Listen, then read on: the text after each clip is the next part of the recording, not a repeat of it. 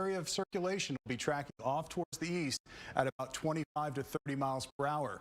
This is what has prompted the warning, the circulation that we're seeing picked up on the radar at this point, and it will continue to move off towards the east. Now, let me show you the cluster of storms in itself in entirety here, because this is a pretty large cluster of thunderstorms that's producing some very heavy rain, lots of lightning, and also some very large hail.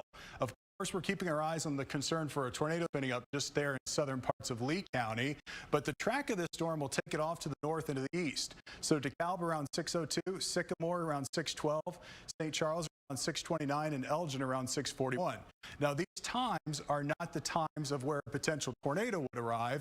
What I'm doing is I'm just tracking the leading edge of this thunderstorm complex. So really around those times is when the weather starts to go downhill, with the rain picking up, the lightning intensity picking up, probably some gusty winds, and maybe some hail arriving after these times listed on the map.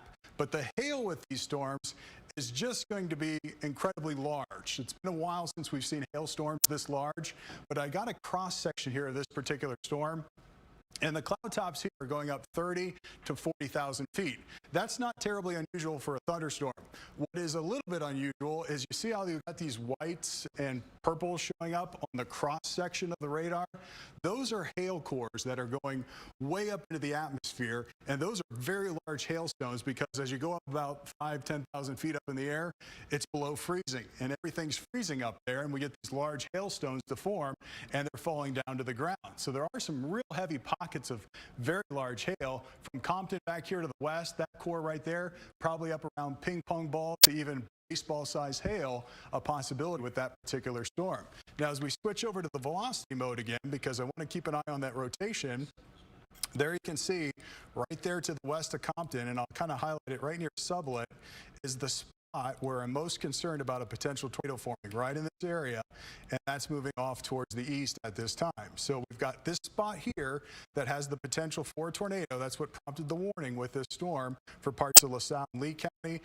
And then also the severe thunderstorm warning continues for DeKalb and Kane counties as well. So several clusters of storms here that we're watching. There's the overall view again. You can see this wide area of stormy weather just tracking off to the north and to the east at this time with that one tornado warning in place. We've got Cheryl Scott here. Greg Dutra is with us as well. Cheryl, I know you're watching storm as well. Give me an update on what you've seen from some of the chat. Cheryl's going to join us in just a second, but we're keeping our eyes. And Cheryl, just jump in when you get up and running here, because I know you've been watching the information coming in across the area. We get this information from the Weather Service in terms of updates on spotter information and everything out there that we're seeing. So I want to check in with Cheryl in just a second. But again, we're watching right here this large cluster of storms moving off towards the north and the east with a lot of lightning with it, and that concern for some very large hail. In fact, let me go to the hail size right now, because I want to go in and get a closer view of hail cores, because there are some spots where the hail size is much larger than over an inch in diameter. In fact, hail size is here right near Sublette about 1.5 inches. So that's about ping pong ball size hail with this particular storm. And then over now in DeKalb County, we're getting hail cores up around 1 inch near the Waterman area as well. So these storms are really quite intense as they're moving off towards the north and east. Greg, I know you're here right now too with me. What have you seen so far? So I've seen from the National Weather Service chat, I just got a message in that they do indeed have a report of a rotating wall cloud that's just off to the north of Sublette too, which makes sense. And that's going to be something that's really hard to get eyes on over the next couple of hours as the sun does set. Yep. And we get into the nighttime. We're going to really have to rely on radar indication of that rotation for those storms. And you can see that, Larry. Yeah, that is just clear as day. If you want to pop back over to Larry and show that rotation, he had it up just absolutely perfect there, just off to the south of Compton now, and kind of out there near the I-39 corridor. So these are just nosing their way into portions of DeKalb County. And again, as the sun sets, we're going to have to rely on the radar and radar indication for these tornadoes. We know the atmosphere is juiced enough for them. So when the warnings come out, you're going to have to heed them. It's not one of those days where you go to the window and see if the tornado's out there before you go to your safe place. So again, that tornado warning here coming out out for our westernmost counties, kind of right along the I-39 corridor out near Sublette. They do have that rotating wall cloud. And it just takes a couple of moments, especially when the atmosphere has as much low-level rotation as it does right now, for those to drop a little bit closer down to the ground. So we're continuing to watch that, continuing to get Cheryl up and running too. And Larry, do you have anything new that's coming in? Ping pong ball size hail reported now out of Lee County, which is not unsurprising given the strength of this storm and those hail cores that I was showing a second ago. Again, the track of this will take it off to the north and to the east. I was watching that circulation, the rotation signature that we look at on radar. Let me go back to that because this is our one indicator that we're going to have to keep an eye on throughout the course of the evening, is where we get these rotation signatures to show up on the radar. And right here, now moving out of Sublette over towards the Brooklyn area, and even up here, there may be another little couplet to form here near Willow Creek. This whole storm itself has a lot of low-level rotation to it because the energy from this very warm air that's moved in today, combined with a very powerful system moving over top of us this evening, will have some spin to it. So we're going to have to keep our eyes on different areas for rotation here as we go through the course of the evening. This is our first tornado warning that we've seen so far. It's likely we'll have a couple of more as this cluster of storms moves off towards the east. But let me put this in motion, because as we put the velocity data in motion, which is where we can kind of track the rotation signature, keep your eyes right there. So there's the latest scan. Look right back through here. Notice how it kind of gets wrapped up and the greens get brighter. That's an indication that the radar is picking up on those winds, really starting to spin within the thunderstorm itself. And so that's what prompted the warning. And if you're in the Brooklyn area, if you're right here to the west of I-39 in Lee County, you need to be taking your tornado precautions right now and let this storm pass by, because that rotation center is moving in your general direction. All right, Cheryl Scott up right now. Cheryl, what have you seen so far?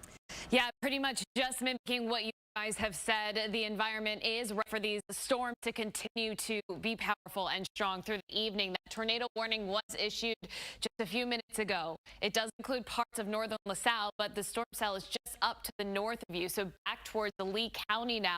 This remains in effect until 6:45, and you can see the signature here on radar just to the north of Compton, just to the west of I-39.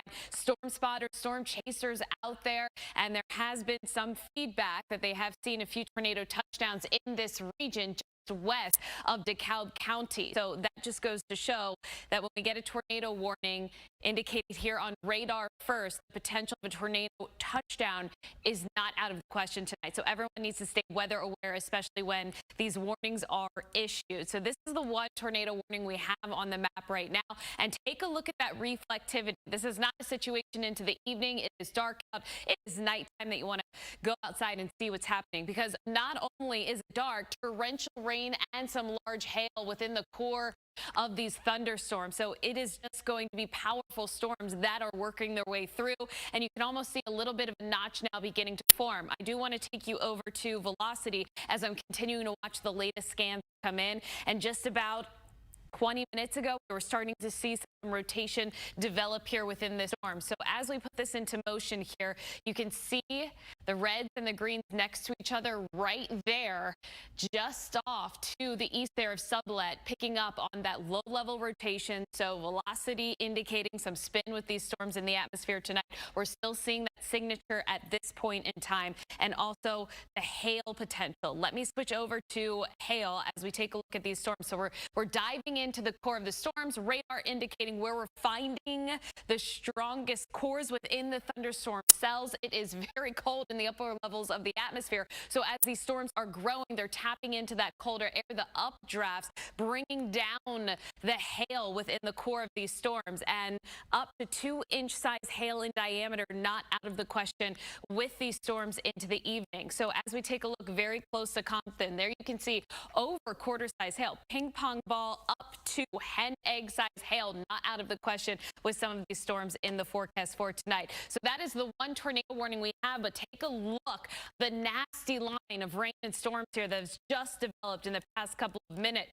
Not only that, back to the west here you can see another tornado warning this one being confirmed tornado touchdown on the ground in this region. Again, this isn't in our immediate viewing area, but just a sign here of the atmosphere that we are dealing with and the environment that we are dealing with today. It was very warm. It was very mild. The moisture coming into play here today, and there are these storms that form, tapping into some low-level wind shear at the surface. So definitely the potential here for some spin in the atmosphere, and we do have the severe thunderstorm warnings in effect for DeKalb and Kane counties right now.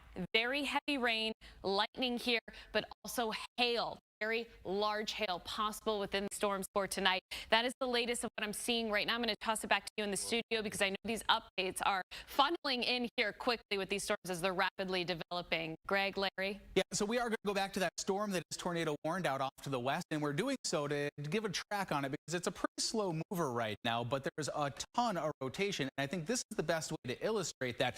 Again, this is just off to the, well, it's basically over Brooklyn now. You see these really bright red and almost orange returns there right next to the greens. That's what we look for on the radar, indicating that winds very close to each other are swirling in opposite directions. And with our radar, we can actually track exactly how high these winds are and get an idea of the magnitude of that swirl. So you got 50 miles per hour here. I know there's a lot of stuff to get through. You got 50 miles per hour just on one, and that's a random sampling. I'm not trying to go and find the highest one. And then on another one here, you click the other side in the other direction, and those winds are now going in the other direction at 25 miles per hour. So you add those up, you got 75 miles per hour of spin. And again, that is not going searching for the highest totals.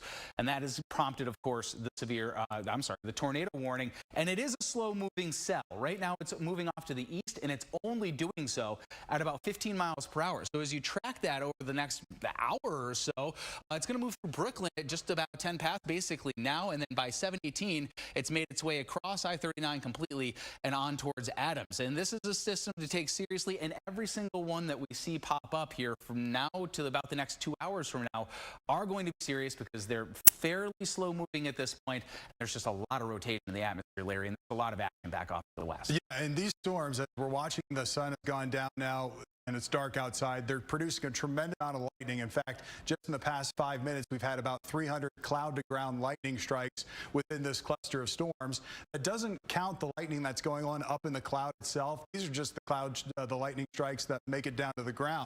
So the prolific lightning producers producing real heavy rain, large hail, and of course that isolated tornado that we're watching down into parts of Lee County now.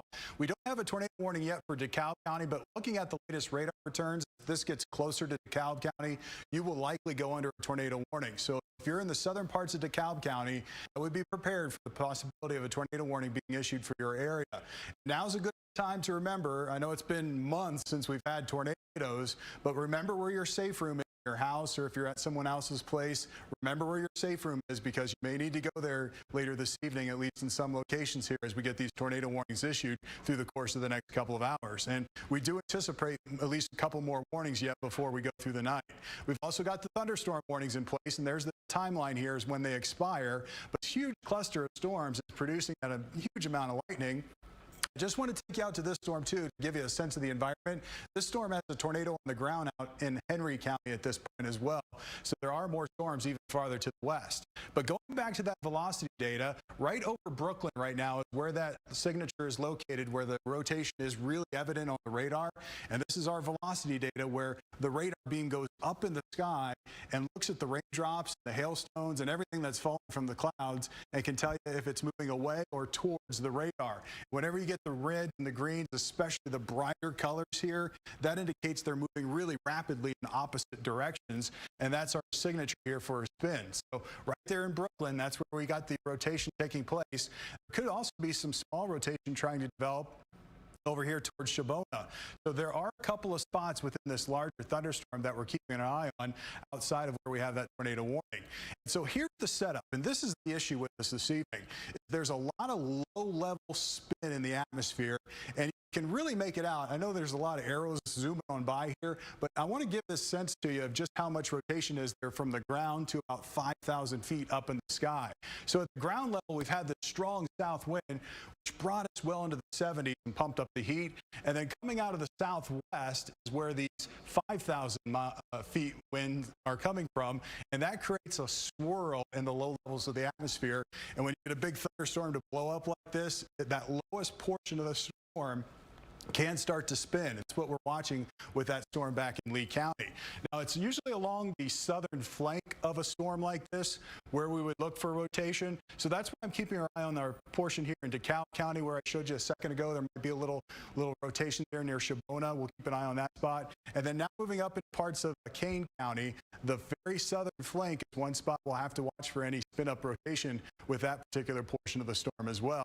So tracking the leading edge of the storm off towards the north and to the east, it'll reach Elgin here at about 6:22.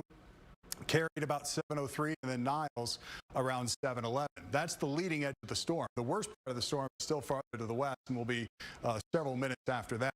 But just taking a slice of this storm, 30, 40,000 cloud tops here. So just an impressive thunderstorm with those hail cores as well. There's one hail core near Shabbona. The one right over Compton right now could be producing baseball-sized hail with this particular storm. And to give you a sense of these hailstones, if you took a cross-section of the atmosphere, you go up 10,000 feet, it's below freezing, and then at 18,000 feet, it's 6 below zero. That's the temperature profile of the atmosphere. So with a storm going up 30,000 feet, it's got a lot of cold air that's below zero or below freezing to work with, and that's generating the hailstones that we're seeing. And Cheryl, I've been looking at the information coming in on the chat, and there have been many ping pong ball size hail reports out of Lee County. I suspect we'll get some large hail reports coming out of DeKalb County very shortly. Cheryl? Rain and storms continuing to form. Can you guys hear me? We got you.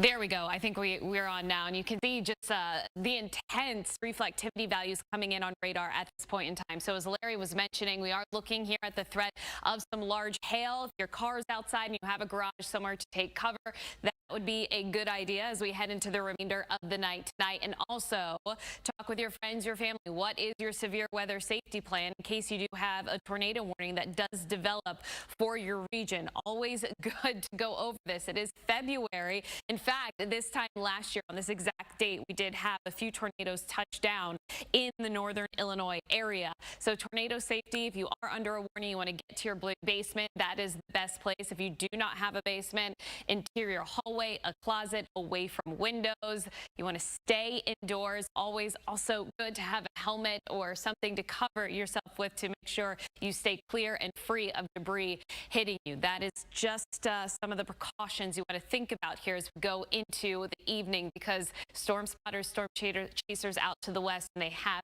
been watching and also confirming some tornado touchdowns in the region. Now, we don't have any tornado warnings for our immediate viewing area. Northern LaSalle is included, but that storm is now just up to the north of you, and that will continue lifting to the north. So right now we do have that warning in effect for Lee County, but also watching some storms in DeKalb, also taking note of some rotation here on radar. And you can see in DeKalb right now, down towards Shabbona, Squaw Grove as well, I-88 there. This storm slicing overhead. You can see a little bit of a notch. This is what we're watching here closely. Some rotation not out of the question on the southern end of this cell. Also some hail and very heavy rain. I'm hearing that we're getting video in right now. Greg, what are you seeing? Video from Lee County of some pretty decent-sized hailstones, but also watching that rotation. So you have the reflectivity, which is kind of the intensity of the rain/hailstones that the radar is hitting. This is watching which direction those are going, and again showing if there's any rotation. But here is that hail by. These hailstones are probably going to grow as the storms do grow too. Those look like they're somewhere between dime and nickel size, I would say. But quarter size, ping pong ball size, get up to 1.5 inches. I even saw some discussion from the Storm Prediction Center that we could see 3-inch plus hailstone out of these. And that goes to what Larry was saying, that the atmosphere gets down to 6 degrees below zero when you go up below 20,000 feet. That is a very quick drop off. Usually you've got to get storms during the summertime up in the 50,000 foot neighborhood to get into that kind of temperature range. But with the season that it is, the date on the calendar, of course, it didn't feel like it today, but there is still that cold air sitting fairly close to the surface. Now, I do want to pop back over to the velocity data. Again, Cheryl was showing you the reflectivity. That is a decent amount of rotation, and that is just south of DeKalb into the central and southern, about third or so of DeKalb County. So we're going to watch that very closely. It is not warned for a tornado just yet. Still watching that tornado warning storm, though, that is back towards Papa. Again, if you're just tuning in, getting those alerts out in the Shibona to Papa area. Tornado area now. Go down to your shelter as far away from the top floors you get, center of the house as you can possibly get to, because that is a lot of rotation there, and it's starting to get kind of dark out, and we can't get as many eyes on the tornadoes as we normally like to. Again, I would just take the precautions in central and southern DeKalb County. That does not look like rotation that you'd want to mess with. And heads up, an advanced heads up, if you live in Kane County, Sugar Grove to Aurora, that's the general direction these are going, kind of out of the east at anywhere from 15 to about 20 miles per hour. And an extra heads up, although you're still probably an hour and a half out for central and southern DuPage County, although it looks like it's primarily a hail threat along and north of Interstate 80, right along kind of a 10-mile stretch on either side of Interstate 80, even going off to the north of it, there is still an enhanced risk for those tornadoes to spin up. And Larry, you've been kind of looking at the latest data that's coming in. I know it's changing by the second as these storms have really gotten going in a hurry. Yeah, really. Hour and a half. Really is, and I'm watching that one storm out there in Lee County where we've got the tornado warning in place. And just a reminder as well, everybody is under a tornado watch until 10 o'clock this evening. That covers the entire area. Obviously, the storms we've been talking about are out here to the west and far western parts of Illinois, and then stretching into parts of DeKalb and King counties as well, with 2 tornado warnings. Kind of see the red outline boxes there. Those are 2 tornado warnings we have at this point. So we're watching those storms very closely, but the threat will continue as these storms continue to move off to the north and east. And so far, everything is concentrated right in this cluster here, back across Kane, DeKalb, and then farther to the west. There's nothing to the south. There's nothing here in the city, and nothing in the northern suburbs, at least yet. So what we're really going to keep an eye on, obviously, is this complex of storms, which will track off to the north and the east as we go through the next couple of hours. But there is still the possibility of additional thunderstorms firing up down here along the I-80 corridor and south of the city.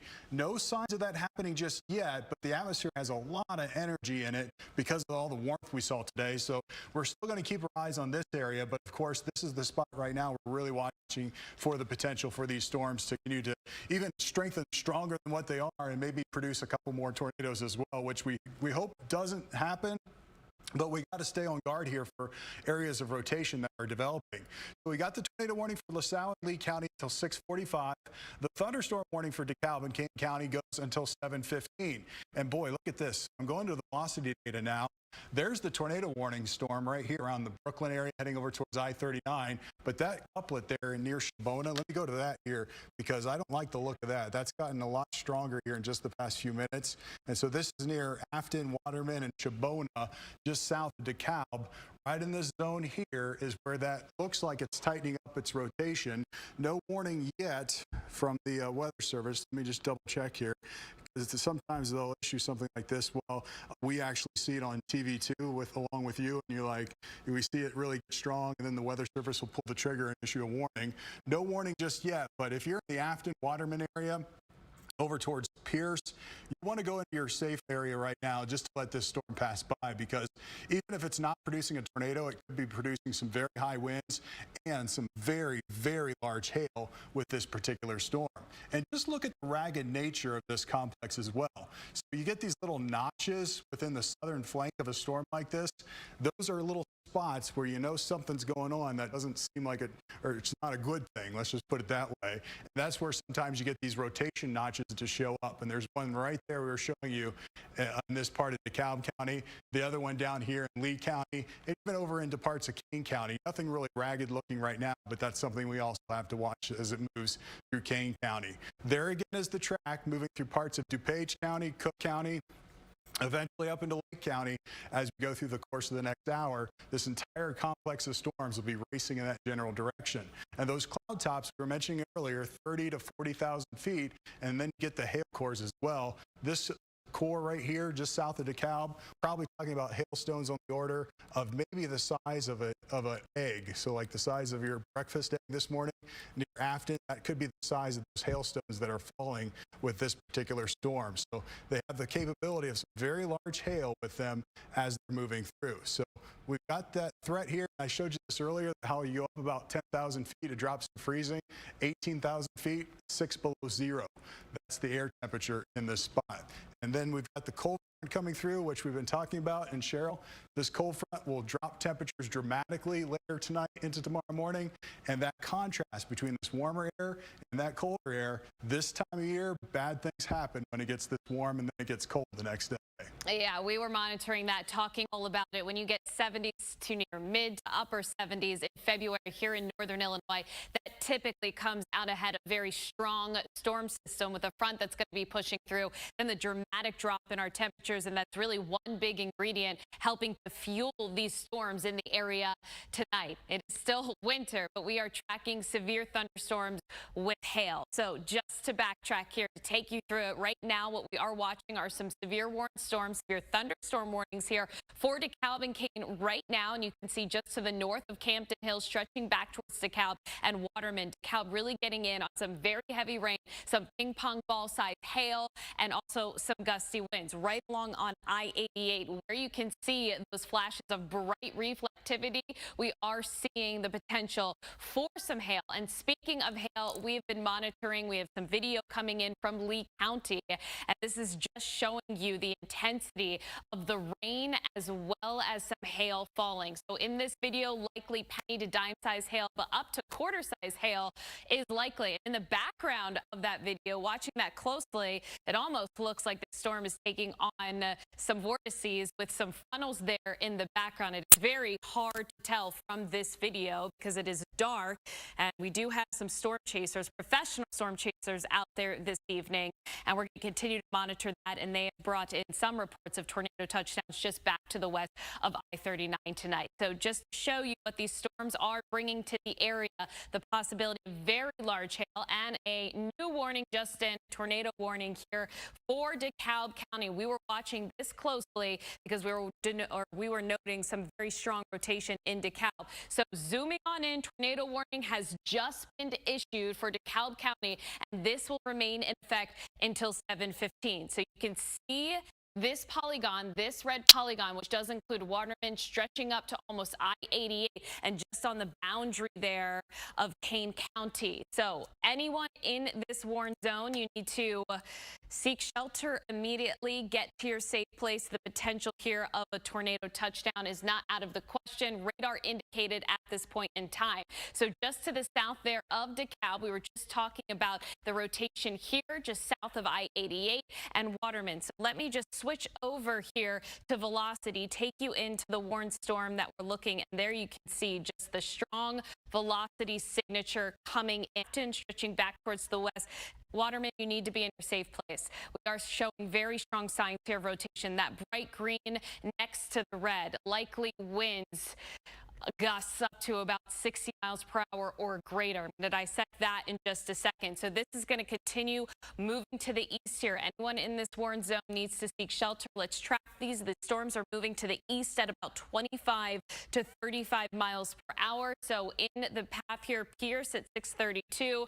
You can see Squaw Grove here just to the south, getting closer to you, likely just shortly after 632. Maple Park there at 639. So we're going to continue to monitor this closely here with this new update that just came in. If you're just joining us, a new tornado warning has been issued here for DeKalb County. Putting this into motion, you can clearly see that velocity continuing to tighten. Also, that reflectivity value getting a lot brighter. So that's indicating that those winds are really beginning to pick up and whip within this thunderstorm. So we're definitely keeping a very close eye on this. And there you can see showing winds upwards of 40 miles per hour within this thunderstorm. Wouldn't be surprised to get some stronger gusts within this and some tightening of the rotation within this thunderstorm. Not only that, but also tracking some very large hail within these storms as well. So with this, just I'm going to send it back to Larry and Greg with the latest information you've been monitoring as well with the Weather Service. Just got a confirmation of a tornado near Earlville right now. So a tornado spotted on the ground in Earlville with this storm here in DeKalb County. So this is confirmation from the emergency managers there in Earlville. actually cross that off a second here. We're getting conflicting information. That's not the case. Okay, so this is the problem sometimes when it's dark outside. We get these reports. I got a report from an emergency manager there in DeKalb County saying the tornado was near Earlville. And now looking at the information coming in, it doesn't make sense because the storm where the rotation is about 10 miles from Earlville. So they apparently have got it wrong there in that report. So we're going to update that to see if we can get more clarification.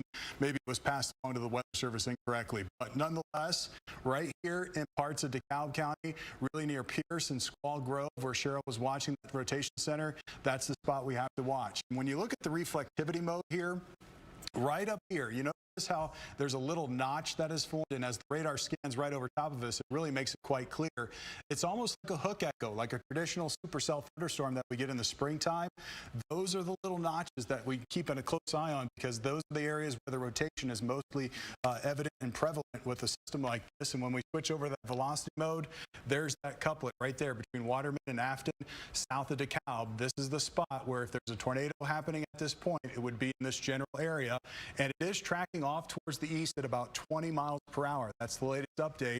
So tracking this here, you can see it reaching close to Maple Park around 6:55, Troxville around 6:49, Caneville around 7, and Elburn around 7:11. We've got a new tornado warning, which actually takes up some of the other warning that just is issued. This is for parts of Lee County and also southern parts of DeKalb County right now as well. So here, that storm that was right over Paw Paw, there it is right there.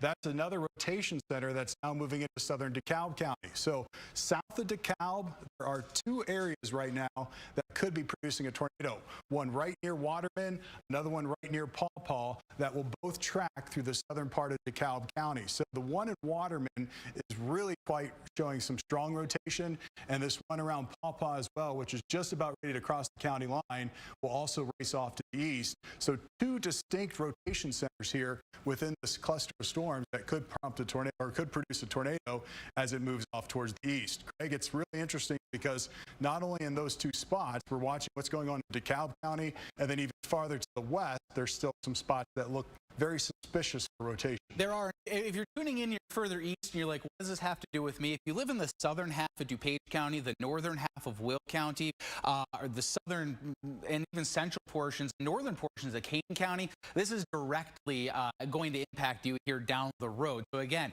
southern DuPage County, northern Will County, this is where these are going to track kind of east-northeast for the next 45 minutes. And what we're basically doing right now is playing a giant game of whack-a-mole as these areas of rotation come up within this larger gelled area of storms. The good news is we don't have single discrete storms out there. The bad news is now it's getting dark. It's tough to actually put eye on tornadoes. What's a little bit of low-hanging cloud? What's a funnel cloud? What's a wall cloud? At this point here, where the light's getting flat and low, it's quite honestly hard to tell, even for trained spotters. But again, watching very closely because that is not good-looking rotation on the radar right now, just off to the south of DeKalb, south of Interstate 88. If you got anybody who's out in Aurora, Naperville, Wheaton, they want to hop on 88 and go out off to the west, not now. Definitely don't go right now. Wait at least for the next 2 to 3 hours for all these storms to pass through. And I do want to take us a little bit farther off to the north because it's not just the tornado warnings that we have right now. It is the hail. There's some nickel plus size hail coming out of the northern fringe of this. That does not look too bad on the radar, does it? It's some yellows and maybe a few reds out there. It doesn't look like the core of where we have the tornado warning, but that is enough to put out some big hailstones. So expanding the area of concern, even if you live in northern Kane County or northern Cook County or northern DuPage County, Wheaton North, you have to be on the lookout specifically for the large hailstones through about the next 45 or so minutes, as that freezing level is very low in the atmosphere. It's below zero. It's below freezing, just 10,000 feet off ground. It's down below zero, 5-10 degrees below zero as you get to about 20,000 feet. Again, if you're just tuning in now, I know it's the 6:30 half hour, so if you are tuning in, there is a tornado watch out for the entire area until 10 o'clock tonight, the exception of kind of the far eastern portions of our viewing area. And you see now 3 active tornado warnings that are in our area and then one that's back towards the Quad Cities.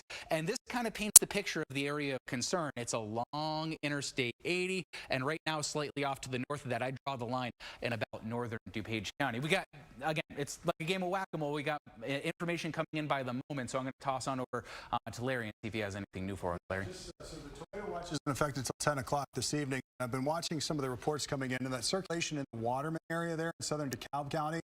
Again, there are two circulation spots here in DeKalb County. The one right now in the Waterman area is showing signs of getting a little bit stronger. So that kind of heightens the concern here that there is a potential tornado with that area. And again, that tornado warning goes until 7:15. We've got severe thunderstorm warnings in place as well. And zooming in right to the spot here, this is the general area where the rotation is being picked up by our radar. There's our radar, by the way, over in Kane County. So we got a nice little vantage point of the storm. And when we switch over to that velocity data, what I've noticed here in the past couple of scans are the brightness of the red pixels and the green pixels, which indicate the winds are getting stronger right around the rotation center. So that's a sign you don't like to see, because it means the rotation is strengthening and possibly producing a tornado here, which is between Waterman and Afton, and then tracking over towards the Pierce area near Squaw Grove as well. One of the latest updates I have to give you too is that these storms were trending more to the north and to the east. At this moment, at least, they're trending more due eastward. So that would take that circulation towards the Pierce area, and then eventually over into Kane County. So you folks around Caneville, Big Rock, and up towards Virgil as well will need to keep an eye on the track of that circulation as it moves off to the east. We're getting some new pictures and video in. Cheryl, I know you got something. What do you have for us? Yeah, I just want to bring the very latest update in coming from the National Weather Service, as they just did report a tornado on the ground roughly 2 miles northeast of Waterman. So we have been tracking and covering this storm. The tornado warning remains in effect in this region until 7:15. So let's zoom in here a little bit closer. And there you can see just east of Waterman a new outlined area coming in. And when we have this color pink, that's indicative of a confirmed tornado on the ground. Storm spotters, storm chasers are out there, so we can basically tell whether we have just a radar indicated tornado potential or confirmed tornado on the ground. That's what we're showing right now. That report just in from National Weather Service. Waterman just up to the northeast. This is that storm cell. Very heavy rain and rotation here be detected and confirmed with a funnel cloud tornado touching down in this region. So just up to the east, Pierce down towards Squaw Grove. This is the region that we've been tracking here. Some very tight rotation as we take you into velocity, something where we can see it a little bit better. There you can clearly see rotation being picked up in this region. So this is a strong, powerful storm here that is going to continue to push to the east. So make sure if you're under this warning, you need to get to your safe place. We do have a picture coming in for you, and we have been tracking the strong storms, the heavy rain, as well as the hail. And this image coming in from Rochelle right now, and you can just see it's very dark out there. Obviously, some heavy rain coming in. This is a live look outside right now. And also we have a picture of a funnel in the sublet area that was picked up just about 45 minutes to an hour ago. So there you can see the nature leading edge of these thunderstorms just briefly ago, a brief time ago, I should say. And these are the storms that are now moving into parts of DeKalb County. So there is a lot to monitor and watch as we continue to head into the evening. But that is the latest update here from the National Weather Service issuing that new warning coming in. And that warning will remain in effect until 7:15. So that's for another 45 minutes in this region. We do have that new tornado warning that has just been outlined and highlighted, where we do have that confirmed tornado touchdown in this area. So as we track this one spot where we're finding that tornado touchdown off to the east, we'll take it over into parts of Kane as well, just to keep you safe. We'll see if this will be extended a little bit farther to the east. Squaw Grove at 6:40, and then Caneville getting closer to you at about 6:50. So warranted, very strong storm will be moving into your region regardless in the next hour. So you need to be weather aware. Make sure you have that safety plan in place. And we're just continuing to monitor the latest coming in. This tornadic storm is moving east at about 25 miles per hour. So the storms aren't moving that fast. 25 miles per hour definitely is decent motion. So it's going to take a bit for these storms to continue to work their way through. Not only do we have the tornado warning there, we still have a tornado warning in effect for DeKalb County. And you can see this right along 30 there. So just to the south of Waterman, back towards Shavana, we're watching this strong storm that's working its way to the east as well. And there you can see the bright reflect activity. So hail, very heavy rain, rotation possible within this storm. So if you're in this warned zone, make sure you're in your safe place as well. So there's just a lot coming at us right now with the individual storm cells that are on the map at this point. This is definitely a decent band of rain and storms, and I should say embedded thunderstorms. We don't have anything too discrete out there at this moment in time. What happens is on the southern flank and edges of the storm is where we get the ebbs and flows tapping into the wind shear at the lowest level of the atmosphere and the environment. So picking up on some spin out there, and definitely some hail reports coming in where we're seeing decent size hail, upwards of an inch in size. So golf ball size hail definitely potentially within these storms as we go into the evening. As we advance this, we're going to continue to monitor the velocity just to give you a better view of what's happening overall across the area, because we've been so zoomed in. You can see the line here of storms stretching back towards the west. These storms out to the west weakening a little bit, but definitely still unstable environment as they push to the east. It's really this core of storms that will be the threat with us over the next hour to 2 hours. And then once this moves on out of here, that severe weather threat will come to an end across the region. But the tornado watch in effect across our entire region until 10 p.m. this evening. And we've been talking about the setup. We had very warm air in place throughout the day today. So the moisture and the instability out ahead of the cold front fueling this, as well as a dry line, which helped pick up on some low-level twist and spin near the lowest levels of the atmosphere. And that set up right here across northern Illinois, fueling the spin in these thunderstorms that we're seeing tonight. And then behind the cold front, dramatic change. It's been an interesting day weather-wise, and sending it to Larry now with some updates. Yeah, I just got an update about this rotation near the Waterman area. This rotation itself is weakening. I was communicating with the Weather Service, and the rotation is still there, but it has shown some signs of weakening, which is a good sign. But there is still the possibility of a tornado on the ground with this area. What I want to show you is where this is actually located, because we've had some reports here of that tornado being on the ground, and also our rotation signature has been very clearly defined right in this general area of where the rotation has been located. I want to show you our debris signature product. So this is our product where we can see if the storm is lofting any debris, dirt, leaves, anything that gets thrown up into the sky high enough for the radar to see that it's not a raindrop. Our radar can detect the difference. And right here, I still have a little signature here that's different than the surrounding area, which means those are not raindrops in the sky. That is likely dust and debris up into the sky. And as I go back in time here, I just want to show you the evolution of that, because it shows it tracking right there, right when it crossed over 23. And then we go back to the map here and point it out for you. Right there, that's where the debris signature was first indicated by our radar. And again, this is where we're picking up the dirt and debris that's being thrown up into the sky.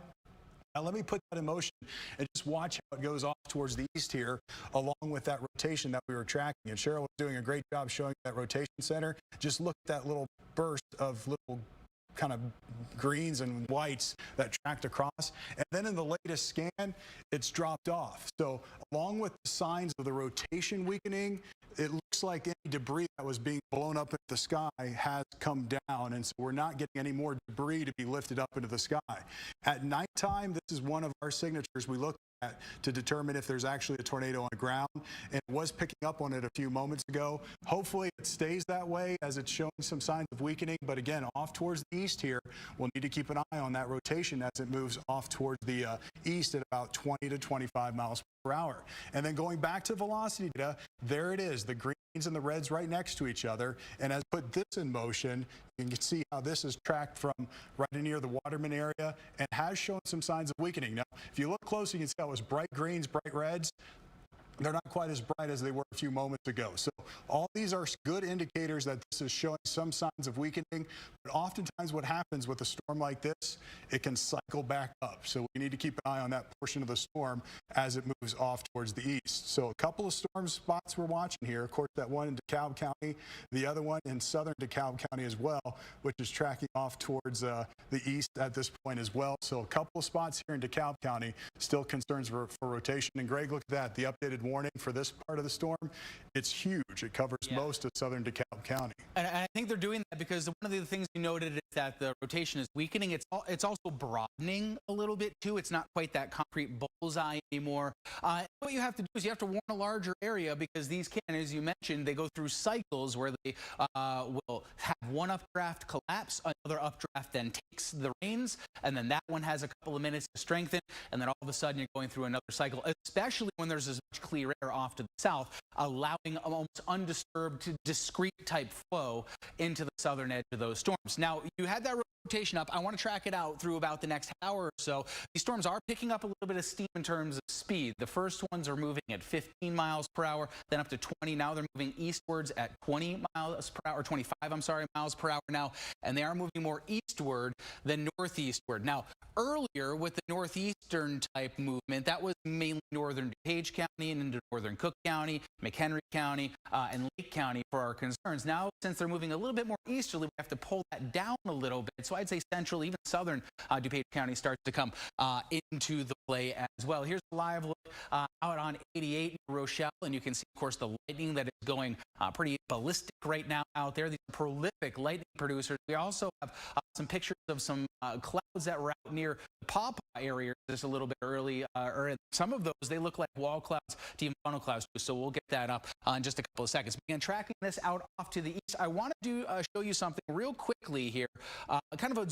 zoomed out view of what we have going on. First of all, there's a lot of hailstones, and secondly, a good sign, right? Can we find a good sign about this? There's not discrete cells popping up off to the south of Interstate 80 or around the I-80 corridor. There's better, objectively, rotation and setup in the atmosphere down here for rotation. The fact that these are tracking a little bit north kind of keeps them out of the best rotation, and also the fact that they gelled together into this big kind of line or blob, I guess, is that they're not alone getting undisturbed flow into the storms. We have competing updrafts, and they're fighting each other for the best energy.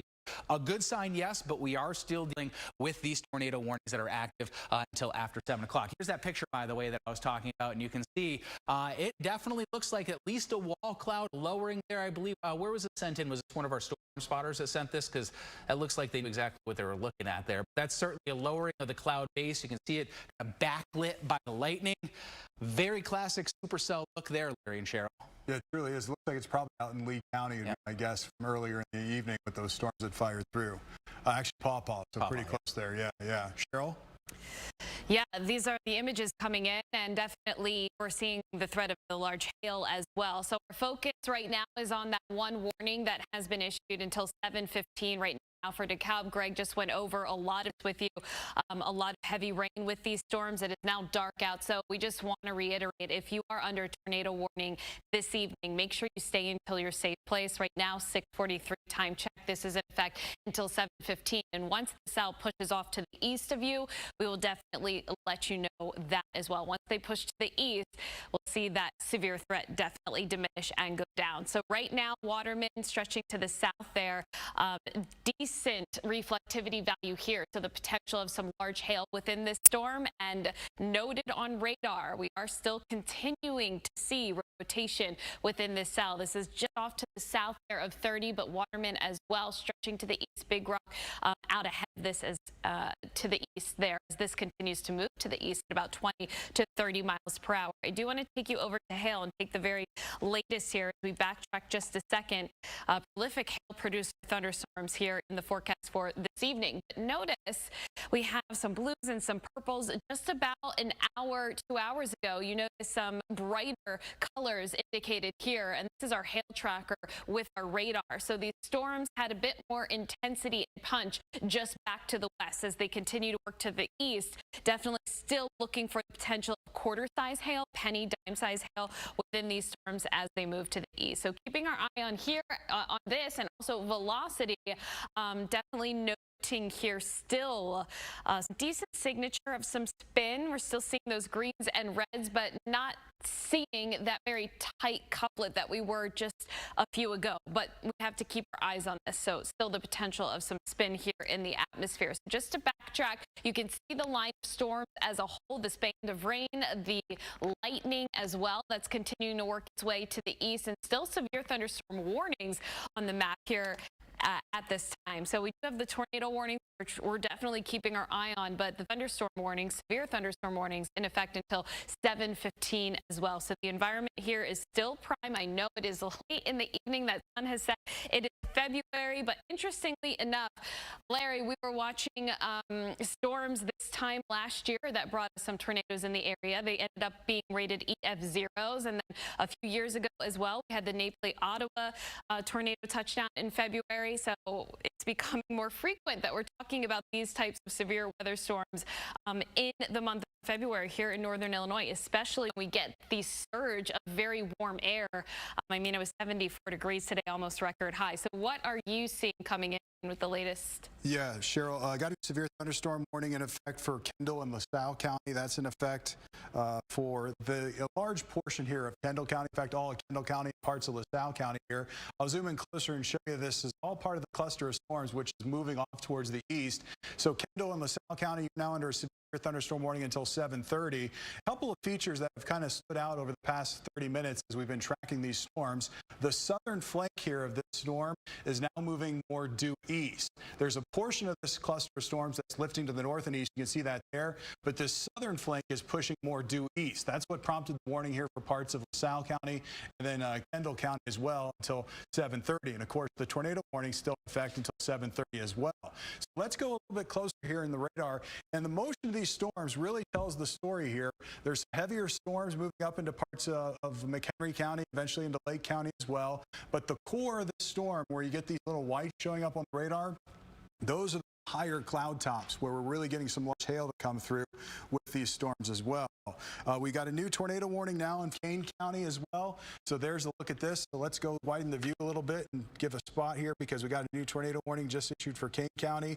It's that portion of the storm that still had the warning for DeKalb County. They've continued the warning into Kane County. So there's the rotation center right there. There's the county line. So this is just about ready to cross the county line. You folks in Caneville and then just south of Virgil and just to the west of Campton Hills, you're under the tornado warning for Kane County here, which is in effect until 7:30 here for parts of Kane County. So let's go back to the radar here and give you the rotation center kind of spin here and put it in motion. Look how this is surging out across Pierce right now. So this has prompted the tornado warning for this larger area. And I think what's happening with this, the reason why this has been warned is because oftentimes when you get a surge of wind coming out of a storm like this, it's almost like an old-fashioned bow and arrow. It's got a curve to it. And on that curvature of the high wind rushing out of the storm, you can get little spin-up tornadoes. That may be the case here is why we've issued this tornado warning for Kane County as it moves off towards the east. And this is moving at about 25 miles per hour. So we'll go ahead and track the leading edge of that rotation as it moves off towards the Campton Hills area. So Elburn, you're in the path here of this potential tornado. Meredith as well. Campton Hills as well is around 723. We've got Storm Tracker Live up as well. We'll get a location as to where they're driving right now. They're in Huntley right now where storms are moving through. No really nasty storms there in terms of hail or wind, but you can see the rain coming down and the lightning there in the background. And of course, this huge area thunderstorm complex is now starting to cover more real estate. More areas are being hit by this cluster of storms, which is moving off towards the north and the east.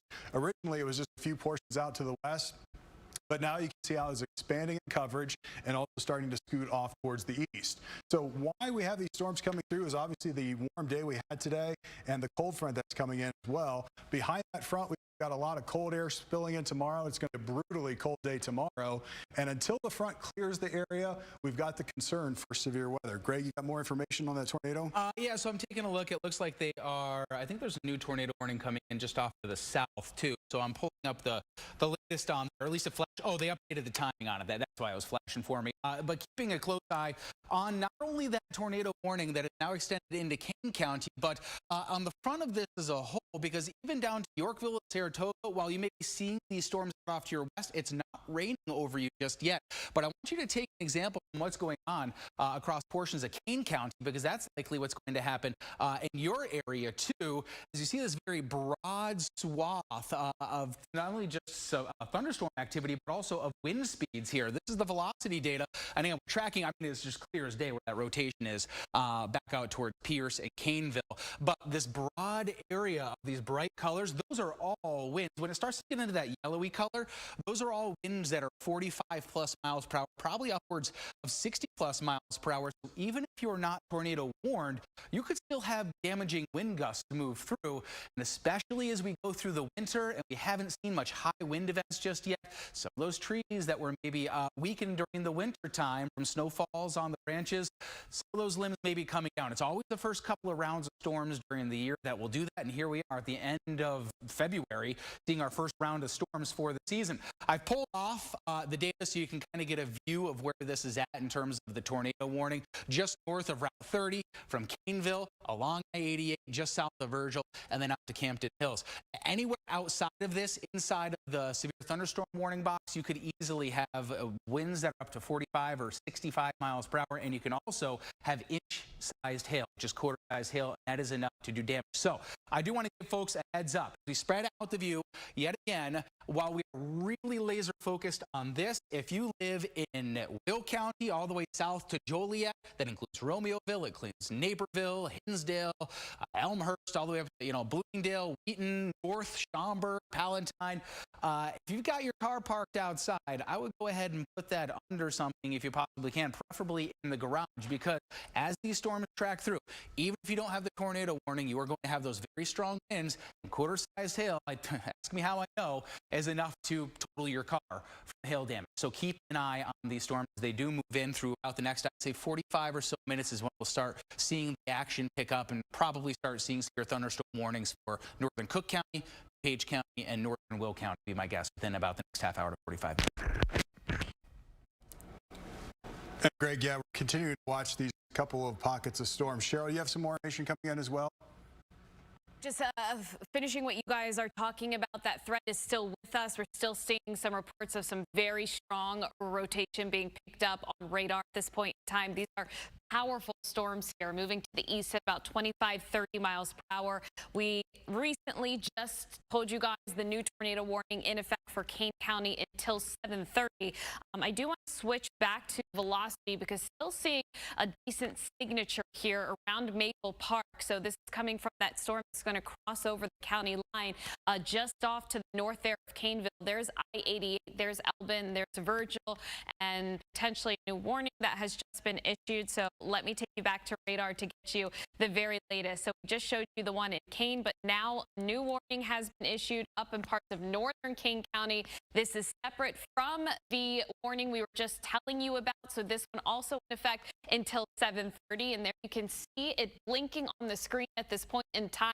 I know there's a lot, but we're going to take you through it here as we go into the next couple of hours, because the threat is with us at least for another hour to 2 hours, because we have that tornado watch in effect until 10 p.m. So this one storm is going to cross over 90 just to the north here of Elgin. This is just off to the south and east of Hampshire. As we take you in a little bit closer, what we are finding again are those notches right around Pingree Grove. We've been monitoring the rotation around this storm. So radar indicated rotation within this thunderstorm. National Weather Service said, hey, we're seeing enough. Let's issue a warning with this. Let me take you over to velocity again. This gives us a clearer picture of the rotation within the storm, and definitely seeing that rotation just on top of Pingree Grove right now. Gilbert, you're up to the north, and you can see this, that will continue to cross over 72 there and head to the east. Dundee, you're out ahead of this. This is right along I-90 at this point in time. So this storm moving at about 25-30 miles per hour to the east, northeast. So as we track this out ahead of it, if you're in the path of this storm, you definitely want to get to your safe place, lowest level of your home, away from walls or windows. If you don't have a basement, you want to be in a closet or a bathroom. Dundee 703, as we continue to track that, we do have a live picture coming in from Dundee. At this time, seeing a lot of lightning out. This is Sugar Grove. And there you can see the flashes of lightning coming in. So just a pretty excited evening in terms of the storms that are working their way through. A lot of instability at play with these showers and storms working their way in. We're going to take it over to Larry. I can see that you are monitoring the velocity as well and seeing that. Yeah, Cheryl, we're watching this real closely, and I know we've got Storm Tracker live up in the Huntley area. I don't know if we can get a new view of them, make sure they know where this rotation is so they're not going to drive the storm, because we don't want anybody hurt from this storm. But right there is the view from Huntley where the rain is coming down. We're probably getting some gusty winds in this area. Obviously, they're on I-90 right now. I don't know if they're getting on or off, but we'll see here in a second. Looks like they're kind of getting on the highway again. The rotation is south of I-90 right now, where we're watching near Pingree Grove, and this is moving close to the Gilbert area as well. So this is the spot where we're watching the rotation. And as we go back to the radar, and Michelle's our producer back in the booth right now, let's keep that Storm Tracker live video close by, and we'll go to it when we need to. But right here is that rotation now just crossing, getting close to I-90 as we speak. So let's make sure our crew knows where they're at right now as they're coming through. What, Greg? You got something? Yeah, there's another tornado warning too. It's in southern Kane County. It goes right up to the border of Will County, and it goes all the way up to the border of Will County and also DuPage County too. So watching both these. But go to yours, and I'm going to prep stuff. Yeah, look, see what you get on this. So there are 3 different tornado warnings now for DeKalb County. So let's outline these different spots. The one we're watching here, just moving towards Pingree Grove, out of Pingree Grove now, up in the northeast corner of Kane County. Then we've got this other circulation here in the central part of Kane County. And this area under a tornado warning as well covers southern Kane County and a portion of Kendall County. So there are 3 different warnings here just for Kane County, because the storm, which is a big cluster of thunderstorms, has several spots that are showing rotation at this time. In fact, I'll give you a little view here of what this looks like. And we've got all these warnings along with these severe thunderstorm warnings and tornado warnings that are in place. And as you just look at this cluster, it's just kind of in itself spinning to some degree. And along the leading edge of these thunderstorms is where we're seeing those rotation signatures really match up with the radar, and those are prompting all the warnings that we're seeing. So going back to the radar, let's hit each of these one by one. Let's first start up here near Pingree Grove. So right now near Gilbert, if you're in the Gilbert's area, I need you to go to your safe room. Dundee as well, even up between Dundee and Algonquin, you need to be taking your safety precautions at this time. This is going to cross up here. It's just now crossing over I-90 and 72 here, lifting off to the north and the east. So this is a zone here where you need to be in your tornado safe room. I'm assuming you're probably hearing the sirens going off in your neighborhoods as this storm tracks off to the north and to the east. So that's rotation number 1 here in Kane County.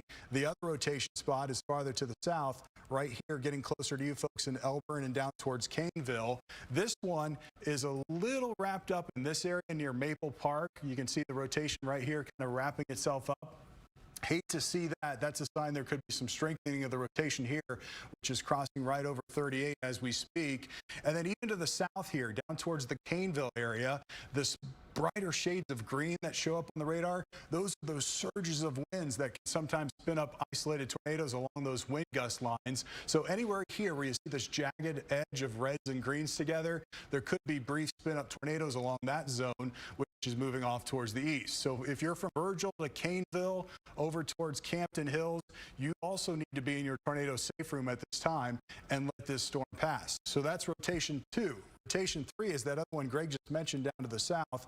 That one right now is just near Big Rock and also a little farther to the south. And this is one I was showing you. It's going to go 2 out. It's got a little broad push of air rushing out of the storm that could spin up a number of brief tornadoes along the leading edge of that little gust area here. So that's coming across Squaw Grove here over towards Sugar Grove, right along US 30 here is where that rotation is likely developed at this time. And then even down to the south, you can see how Plano, you're included in the tornado warning, as is Oswego and Aurora now. You're under a tornado warning as that rotation will push off towards the east. Greg, do we have any more information on, got a live picture of Pingree Grove right now? Is that what I'm hearing? Sugar Grove. Okay, Sugar Grove. So Kane County out there just west of Aurora. You see the lightning strikes. It's producing a tremendous amount of lightning. In fact, in about a 5-minute time frame, I was looking at about 300 cloud-to-ground lightning strikes with that cluster of storms. So prolific lightning producers, and of course we got these 3 spots. Greg, did you get anything on there? So the tornado,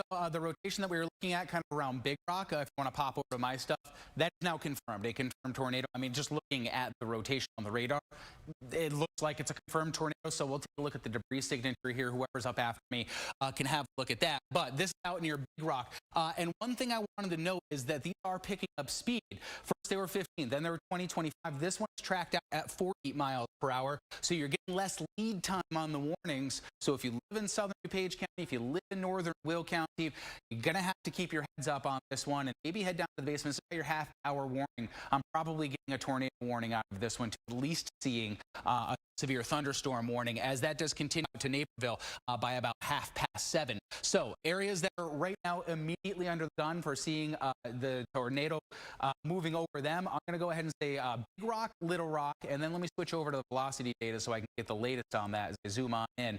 Certainly, and then Sugar Grove. I mean, this is going to cruise right down 56 into Sugar Grove within about the next 15 to 20 minutes, and then it's going to kind of pick up just along or south of Interstate 88. So if you live anywhere 5-10 miles on either side of that, if you live in Aurora, if you live in Sugar Grove, you see now it's turning pink. That means there is a confirmed tornado there. If you live in Montgomery, anywhere really along or north of Highway 30, you're going to want to go down to your safe space now. It's the lowest level of your house. It's the center of your house. It's away from the windows if you possibly can. And then again, advanced heads up for folks, because the lead time on this is going to get shorter and shorter as these storms do start picking up speed and they move towards Chicago. Look, they extend that all the way to the western border of DuPage and also Will County. So advanced lead time for you in DuPage County, advanced lead time for you out there in the northern portions too of Will County, as this will likely roll through Romeoville probably somewhere around about 7:30 to about 7:45. And Greg, that tornado, I don't know if you just mentioned it or not, because I was looking at the chat. It's going to cross over the Aurora Sugar Grove Airport, which is in Sugar Grove. So that's where this tornado is projected to cross over, and it's riding right now along US 30, pushing off towards the east. So the airport that is technically the Aurora Airport is located in Sugar Grove, and right there, look at the bright greens and the bright reds right next to each other. That's the tornado itself. When I go to that debris signature, which you mentioned a second ago, Greg, let's check it out to see if there's anything being picked up into the sky by this storm. Maybe here.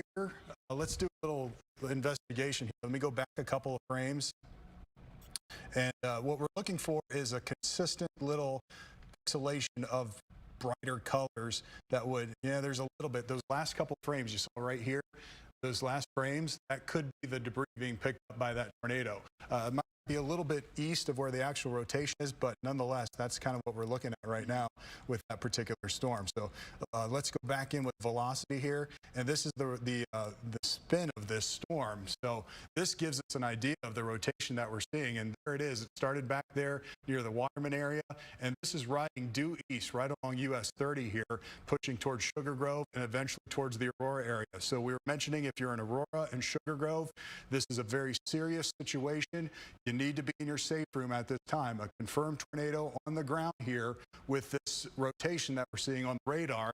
So this is as serious as it gets. Obviously at nighttime, these can be quite scary. So I want you to be safe and get your family, the pets, everybody down into the basement if you have a basement. And if you don't have a basement, it's that small interior room away from the outside walls where you can just kind of hunker down and let this storm pass. But this is the storm right now that is producing a tornado. We've also got a tornado warning for that part of the storm, and the other one up here just now to the north and west of Elgin, crossing over I-90, is another portion of the storm that has a tornado warning with it. Do you have any more updates coming in right now? Let's see. I don't. Yeah, I was kind of just scoping back and forth in that debris stuff, and also warning my family who's in DuPage County that this is headed their way too. So heads up to you guys.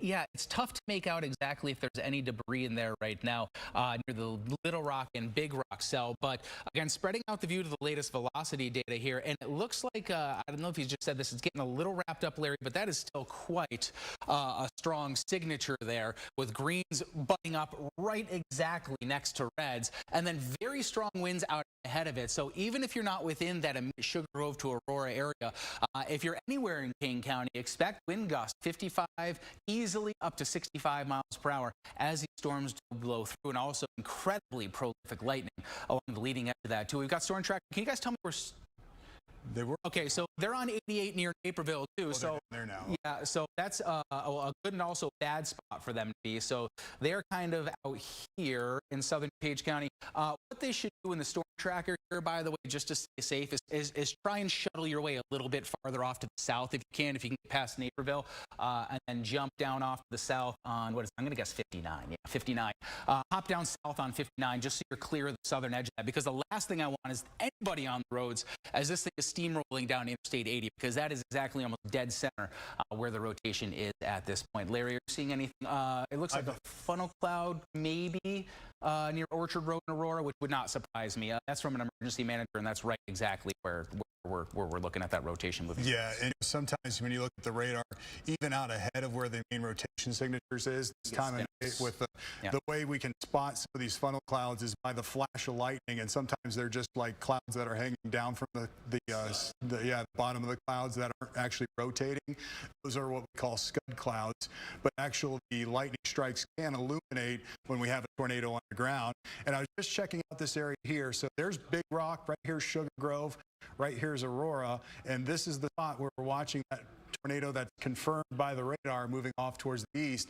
I have been looking at the debris signatures, which is our really good tool in the middle of the night to see if there's actually a tornado producing any debris up into the sky. And so far, I've seen some little signatures that there could possibly be something being lifted up into the sky. And when I say something, I'm talking about the possibility of maybe dirt, tree limbs, anything that can be thrown up into the sky by a tornado, which would obviously spin something up into the air. And that would have to go high enough for the radar to pick it up. So there's the possibility right here between Big Rock and Sugar Grove that we are seeing that spin produce lofted stuff up into the sky at this point. And then when we switch over to the radar data, oh, looky there, this is not a good sign. There's a little curl right there. That's another signature that we look at when we look at radar as a potential area that is spinning at this point. And so this is our immediate concern for a tornado right now, right near the Sugar Grove area. So I was talking, if you're in Sugar Grove, near Waubonsie Community College, I've been there a couple of times. If you're in that area, you need to be taking your safety precautions right now. Scott Road, Harder Road, over towards Wheeler Road as well. I'm just naming some roads around Sugar Grove right now. You need to be in your safe room at this point. All the way over towards parts of Aurora. The storm is heading in your general direction. If you're in North Aurora, Batavia, you're in the zone here where this potential tornado is coming in your direction. So again, we want you to be safe. We want you to get into that safe area and let this storm pass on by. Hopefully we don't have any damage reports. And so far, we haven't seen any damage reports, but there's a picture of what that tornado looked like when it was near Hinckley. Yeah, you can actually see from that picture, as you look at it on the screen here, you notice how there's some dark clouds beneath it. That's the actual touchdown of the tornado. You can see it's kicking up some debris. There's a saying where if you see a funnel cloud that's halfway to the ground, it's on the ground. So halfway down, it's on the ground. And so that definitely looks to be the case with that particular picture of a tornado spotted in the Hinckley area from earlier this evening. So that was one of the first confirmed pictures I can see of a tornado on the ground. Of course, we've gotten many reports of tornadoes from these storms as they come on through. Okay, we got a report of that was near the Bigfoot area, or not Bigfoot, near that was the one in southern Kane County that we're looking at, Big Rock area. That's where we saw that Hinckley area and that rotation, that tornado being pictured there just a second ago. Cheryl, I know you got some more information for us. What do you get? Yeah, no, you guys are giving out great information. I'm just monitoring here, just widening this out, this confirmed tornado that's on the ground. And we are getting reports of sirens going off anywhere from Sugar Grove all the way to Aurora. So the potential here of that tornado that continues to push to the east. Anyone out ahead of this storm from Batavia crossing over I-88 down to Aurora, you need to be in your safe place. So a lot of folks chiming in right now on social media. Make sure that you do get to the lowest level of your home or an interior room away from walls and windows. We're still seeing some very strong velocity in this area. Seeing the latest that potentially if this tornado is still on the ground, which we're still seeing confirmed reports coming in from the National Weather Service and some storm chasers and spotters, it would be getting very close to the Aurora Sugar Grove Airport. Winds in excess of 50 to 60 miles per hour with these storms. If we we do have that tornado on the ground. Definitely a rush of some very strong, potentially severe winds with the storm as it moves on through. So here you can see right now where we are finding the latest scan just coming in. So let me just zoom out just a second here. Still finding some very tight rotation within the storm as it moves to the east, and you can still see that little notch there from Sugar Grove up to the north around just to the east there, right along I-88 as it's moving to the east. So what I want to do is take you in a little bit closer. Sugar Grove, you can see the roads here. If you're in this area, you need the lowest level of your home. You can see Galena Boulevard, Norris Road there, Oak Street, stretching a little bit farther to the east as we travel right along I-88 here, North Aurora, Marywood. There's Church Road just off of I-88, Sullivan Road as well. These roads and streets in the path of this storm that we do have the confirmed tornado touchdown on. And as we zoom out just a little bit farther to the east, watching out ahead of this storm, Warrenville, Naperville, you need to have your guard up as the storm gets a little bit closer. We are looking at a live picture of Warrenville right now, Aurora as well, I-88, and there you can see just a lot of lightning here. The dark, ominous clouds as the storm is rushing on through, moving to the east at about 40 miles per hour. So Geneva down towards Batavia, watching out for you, because where we're finding the tightest circulation here on radar with velocity is on the northern fringe of this warning now. So we're going to see how this is updated within the next couple of minutes. So this just passing to the east and northeast of I-88, so North Aurora and Batavia. Watching out for you guys here. You're in that warned zone. Updates coming in showing a debris signature just north of Aurora and Sugar Grove. So this is a way for us as meteorologists to take a look at radar, and what we can find here as we switch on over is the potential of some debris being kicked up into the higher elevations with that storm that's moving on through. And as we take you to radar, you can see the debris signature. We call this the correlation coefficient. This is now just to the east of Bliss Road. So let me just put this into motion here, watching this, dissecting this with you guys on live television. So as we progress this and advance this forward here, I want to just see the shape of this. So there you can see that tornado touchdown east of I-88, likely lofting up some debris into the air. So definitely some potential damage coming out of this storm. So this is a dangerous situation. There you can see a new warning now just issued where we are tracking this right now, right along Bliss Road. This little signature is continuing to hold on, which is evidence that there is a possible tornado, or there is that tornado confirmed on the ground and likely kicking up debris in the air. Anyone in the path of this storm, you need to be in your safe place. That new warning that was just issued as we zoom out. I know velocity is looking a bit red, so it's hard to see those warnings. So let me take you back to radar and take you to the latest warning that's just coming in here ahead of this with the confirmed tornadoes. So this is right around Batavia and St. Charles. This will be in effect until 7:30 here. Working on the computer right now as we take you into this. This is all happening live. You can see just to the north and east of I-88. Anyone in this new warn zone until 7:30. Confirmed tornado on the ground. We are now seeing debris being lofted to the air. That's evident on radar. So this is a dangerous situation. We need everyone to be in their safe place. Larry, you're watching the latest as well. I can clearly see that hook and that evident tight rotation on radar and velocity being picked up right now. So there's a lot to cover. Keep that split screen up for a second if you're back in the control room. Cheryl, go back to your radar image there, the reflectivity mode. Yeah. And just to give you a sense so we can show you both at the same time, because that really tells the story, because there's the circulation that shows up on the velocity data, and this again is where we show the rotation spot. And then Cheryl's got that rotation signature right there. The sweep just went through. A little notch pointing up. Yeah, right there. Cheryl's got it right there. That's the spot that I'm looking at here on the velocity data. And you get these little rotation signatures. And this one, it looks like the worst we've seen so far, Cheryl. Would you agree?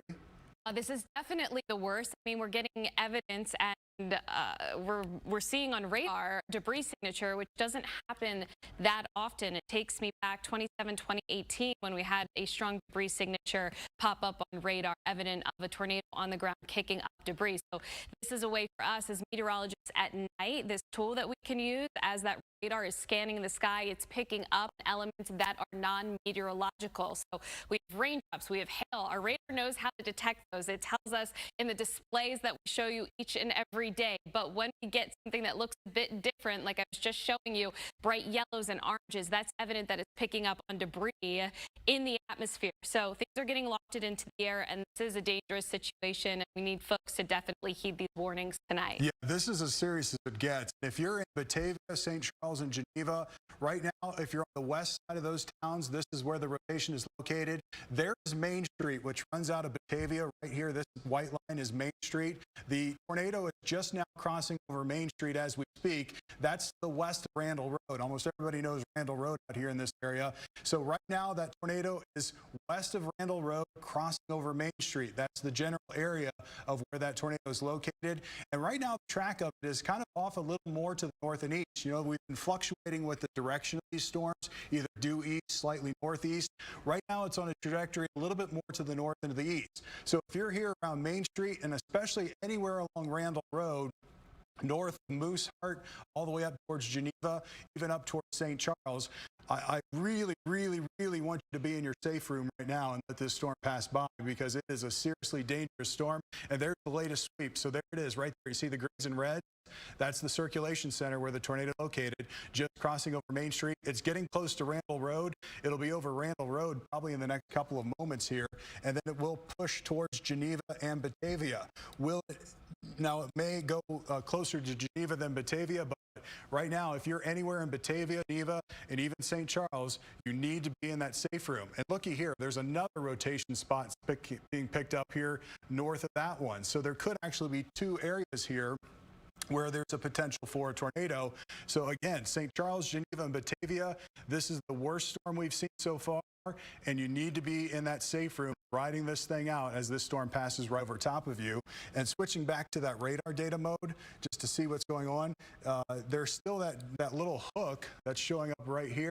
Then there's another little hook right here. So those are the two spots where we've got potentially two rotation centers that could be producing tornadoes moving off towards the north and the east. Greg, let me know if the Weather Service is chatting about this at all. That second one definitely looks like it's more kind of on a trajectory to St. Charles, I would say. Yes. The southern one for Batavia. Geneva, too. Again, if you live outside of this warning, just go ahead and extrapolate it off to the kind of east to northeast. So areas like Wheaton, Warrenville, West Chicago, Wayne, and Bloomingdale, even though you haven't heard your towns mentioned until right now, you guys also need to be taking your prep. But as you guys said, this is about as serious as it gets when you're looking at that tornado, especially as it crossed Interstate 88, and then we saw the debris signature from it. That's indicative that as it was crossing the highway or somewhere around the vicinity of the highway, you know, there's road signs there, there's mild markers, that some of those were actually lofted up into the air and were observed by our radar. I wanted to shuttle this a little bit. I know it's kind of like live on air working. Yeah, okay, so you can definitely still see that signature. I'm going to point it out. Let's do like a 10-minute loop here, last 15 minutes loop. There we go. And you can definitely tell where that is. So I'm going to put my finger on right there, just north now of Batavia. So if you live on 31, in between Geneva and Batavia, again, as serious as it gets, you need to be at the bottom floor of your house right now, if not sooner. Basement, if possible. If you live out a little bit farther off to the north and east, like say closer to West Chicago or Lakewood, you should be doing those preparations right now too, because you probably have about 10 or 15 or so minutes. And then, of course, we have severe thunderstorm warnings that are out for a large portion of our viewing area too. As I spread out the view of that and kind of allow the radar to get a couple more scans, and everybody is now warned, it looks like, in a severe thunderstorm warning. So spread out that view. I drew this arrow earlier. It's holding up pretty well, I think, in terms of the tracks of these storms, kind of riding along in just south of Interstate 88, and between I-88 and I-80 is where that air starts to clear out a little bit. And Chicago has a severe thunderstorm warning now. DuPage County has a severe thunderstorm warning. Northern Will County, all the way up into Lake County and McHenry County, of course, too, dealing with those tornado warnings. Go ahead. Warning for parts of Cook County, McHenry, and Lake County now as well until 7:45. That northern circulation that we were watching that has a tornado warning with it right here, which is near the Elgin area. And let's spend a couple seconds here. But if you're in Batavia, St. Charles, Geneva, safe room, be there now. You need to get there. Take the pets, take the kids, get there at this point. If you're not there already, I hope you're there at this point. But here's the outline of the new warning. The tornado warning has been extended to cover parts of Cook County, Lake County, and McHenry County here as that circulation is moving near the Elgin area and then pushing off towards the north and the east. So this will take it towards Inverness, around Dundee, Barrington Hills right now in that spot. In fact, I'm going to send it over to Cheryl. My daughter is actually up here in Barrington right now. I'm going to go give her a call because she's at a cheerleading camp. So, Cheryl, take it over. I'm going to go call my daughter real quick. Absolutely. Yes, you have to do the important things, taking care of family and friends. We know a lot of people in this area. These storms are now moving into more populated, more populated regions, I should say. And tornado warnings now being posted for the region. You can see parts of Cook and DuPage County will be included in this next tornado warning. This is until 7:45, and then Kane County still until 7:30. So it's that storm in Kane that's going to be pushing up to the north and east. This is Kane County right now, showing you a live view of I-90. Very heavy rain. We want everyone to be safe. Off the roads is the best place to be. We're in constant communication with our storm tracker as they're out there keeping them safe this evening. But you can see the torrential downpours. This is not a time, if you are under a warning, to step outside, take a look outside, see if you can see anything.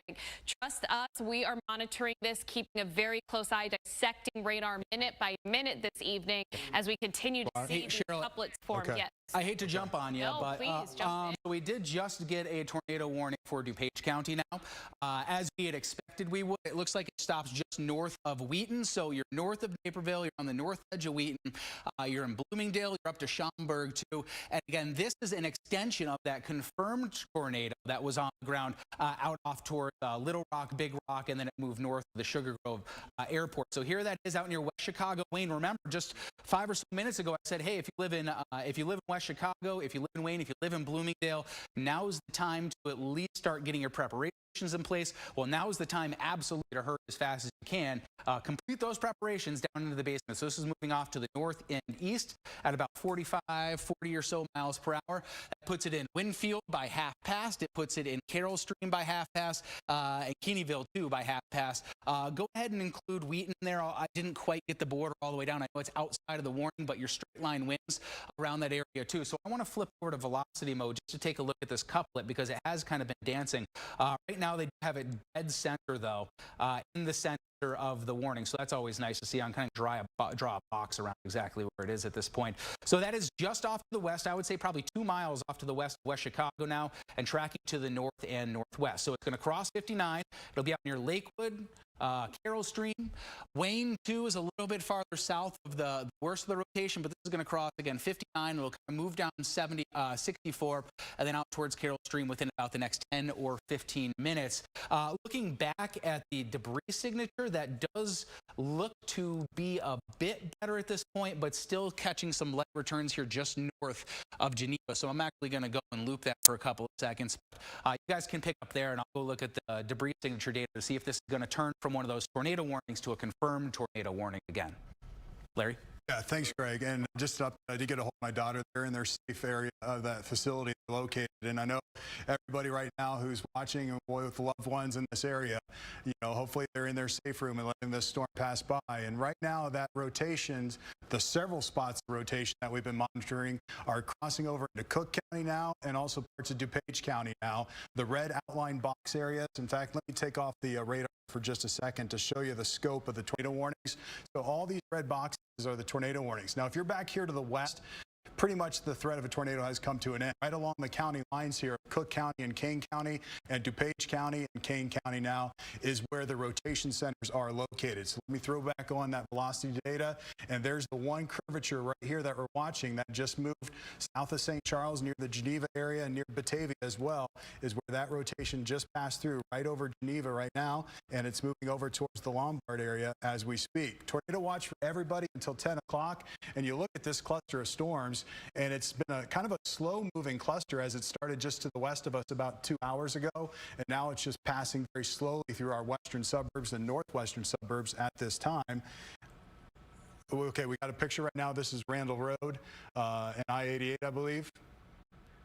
I-90, excuse me, I-90 up there. Okay. You can see look at the rain coming down sideways right now. So just even the straight line winds from these, Larry, are a concern. Even if you're not in the tornado warned area, again, that warning stops just north of downtown Wheaton, but areas that are underneath the severe thunderstorm warnings, they got to watch out too, because these winds are blowing really hard, probably 65 or so miles per hour. Truly. And you know, the other fact we haven't talked about in a while is the hail from these storms. The hail size is not as large as it was when these storms first got going back to the west, but there is still hail coming down right across Kane County, up parts of even McHenry County. We've got signs of large hail falling. At one point, we had ping pong ball size hail falling from these storms when they were back into parts of DeKalb and Lee County. Now the hail has come down some degree, but the threat for tornadoes continue. And the scope of that storm, where we've got warnings, as Greg was mentioning, covers all of Cook County now. We're under a severe thunderstorm warning, and we're watching these two areas of rotation. Cheryl, do you have some more information on those tornado warnings? Yeah, information coming in. I'm hearing folks in Downers Grove saying that sirens are going off. I do want to let you know that right along I-80, that tornado warning storm is off to the north of you. But anyone hearing the sirens, that's a good thing. It's trying to alert you here that the severe weather is in fact in your region or getting closer. We're monitoring the storms back to the west that will continue to work their way east along I-88. So watching out for you, Downers Grove. Right now, you are not under a tornado warning at this point in time. You can see Downers Grove, Naperville, Woodridge. You're right out ahead of this cluster of very heavy rain, also those high winds and hail, but the tornado warning just up to the north and west for parts of DuPage County into Cook. So from Schaumburg towards Bloomingdale and the West Chicago area up towards Wayne. There you can see those embedded cells, very heavy rain, likely quarter-size hail or larger, and we've been tracking the rotation with this storm. We did have a confirmed tornado on the ground just back to the south and west. This is why this warning was issued out ahead of it. So make sure you take these warnings seriously as we continue to monitor that. Not only are we looking at the threat of rotation, but definitely high gusty winds upwards of 50 miles an hour within the core of these storms as they work their way to the east. So as I switch over to velocity, we've been showing you a lot of velocity because this is one of the main tools that we use during tornado coverage, because we get to see the winds and how they're working within a storm. And you can see right to the south of Wayne there, that red and that green, a little broad, but still some circulation here being picked up. So this is where we had the confirmed tornado on the ground. Notice that tornado warning was highlighted in pink. So we had storm spotters out there, and they were saying, we see the tornado on the ground. Out ahead of it, rotation indicated. So as of this point in time, we don't have a confirmed tornado on the ground. What I am seeing is that there are some funnel clouds being spotted out there where we do have the tornado warnings on the map. DuPage County are activating some sirens, and northwest DuPage County, Westmont, northern DuPage County getting in on some of those sounds or the sirens as well. Up to the north, we still have tornado warnings, and these are in effect, both of these, until 7:45. So we also have northern Cook County up towards part of Lake and McHenry, passing just off to the east there, the southeast of Cary, and you can see the torrential rain coming in right now for you here. It's just a very active evening, and these storms, they're persisting. We have the tornado watch in effect until 10 p.m. tonight. So as we take a zoom out, what you can see is a whole lot of lightning, and the strongest of the storms right now in parts of DuPage County, and then, or just entering, I should say, DuPage County. They're currently pushing east, and northern Cook County, you're going to get hit very hard.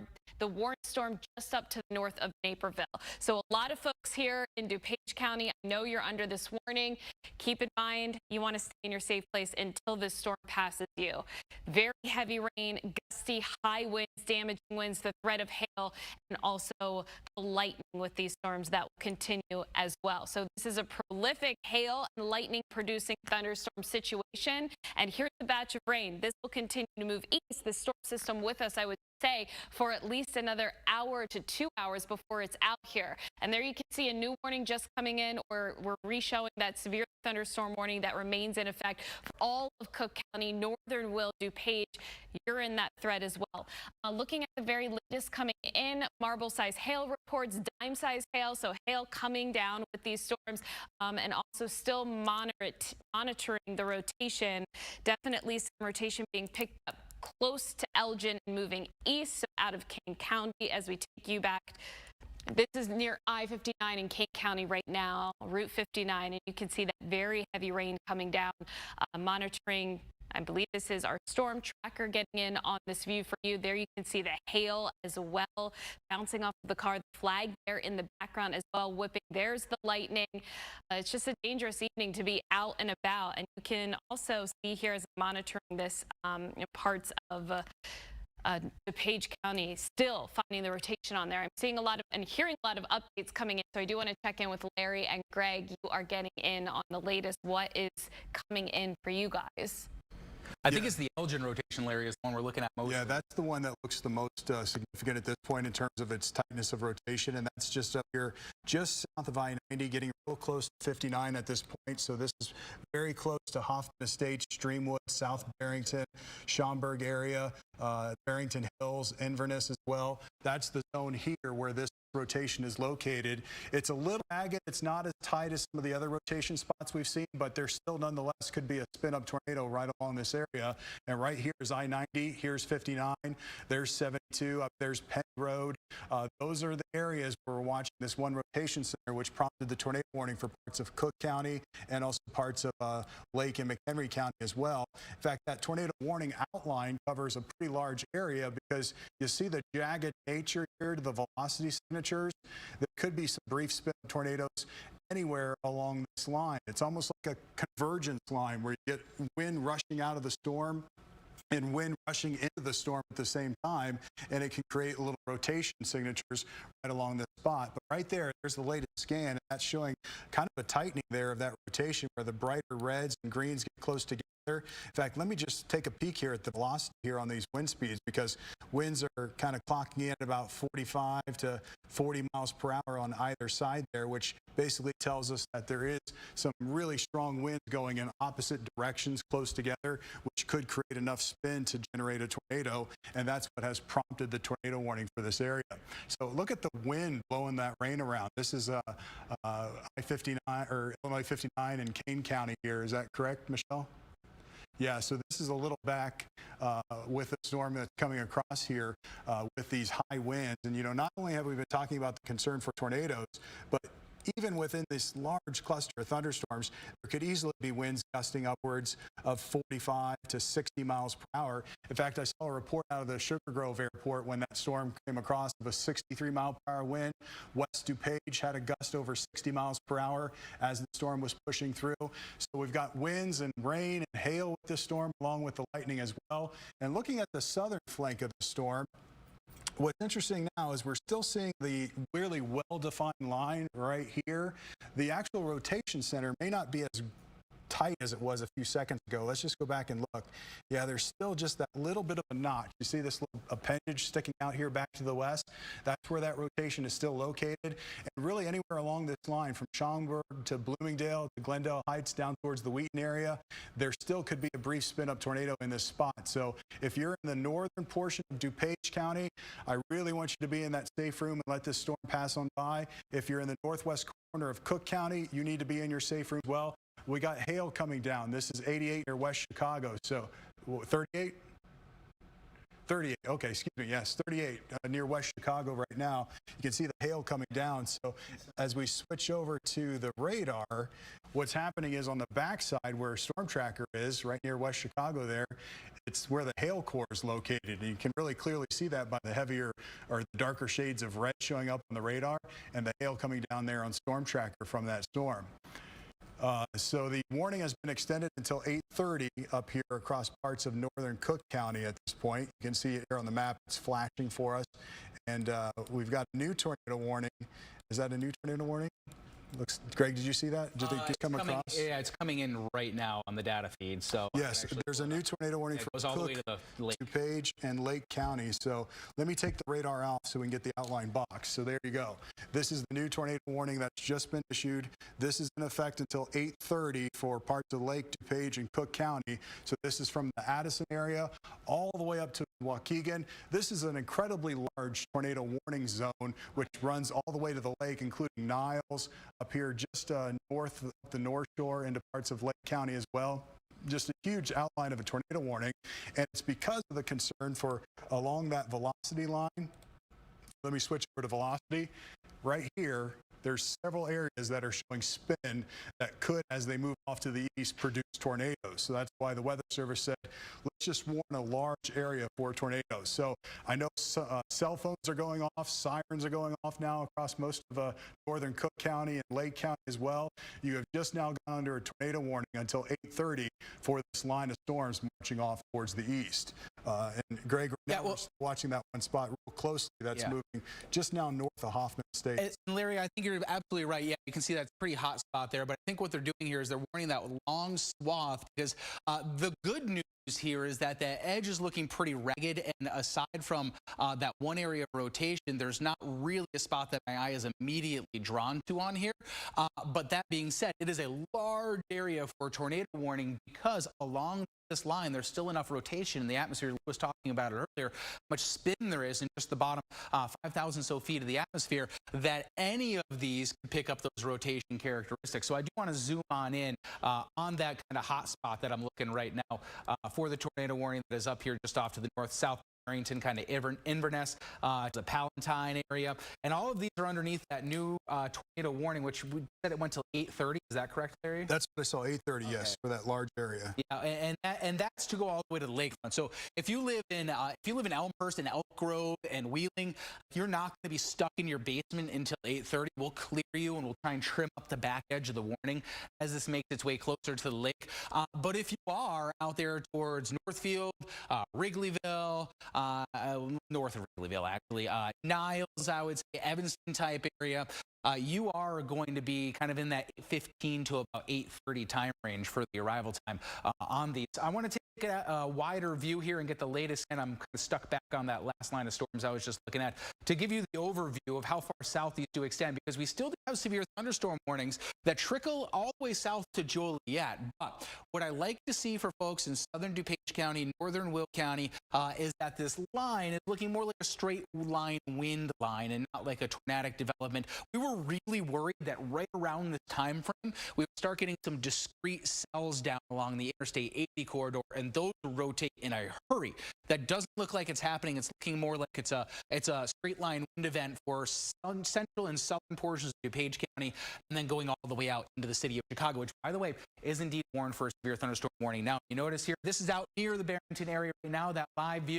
You can see traffic slowed down. It looks like it's stopped at this point here. Now, those winds are just right in their faces right now. I'm sure the visibility is just awful at this point. It looks like cars are stopped in the opposite direction, too. We'll see if there's an actual incident on there. Those guys are going way too fast into a stopped line of cars. So this is not the time to be out on the roads right now. If your kid is at a practice or something like that, schools are very, very safe places to be. Schools and YMCAs and stuff like that, they're basically made of cinder blocks. They've got safe rooms in them right now. Just give them a ring on the phone and tell them that they can go to those areas for about the better part of the next 25 to 30 minutes. Also, if you have to go down to your safe place, it's worth mentioning, you can watch us on your app. So please leave your television. You don't really hear that very often. In the age of cell phones, if you got Wi-Fi in the basement, go ahead and take us down there with you. You can pop us up on your phone. You can watch us there, Larry.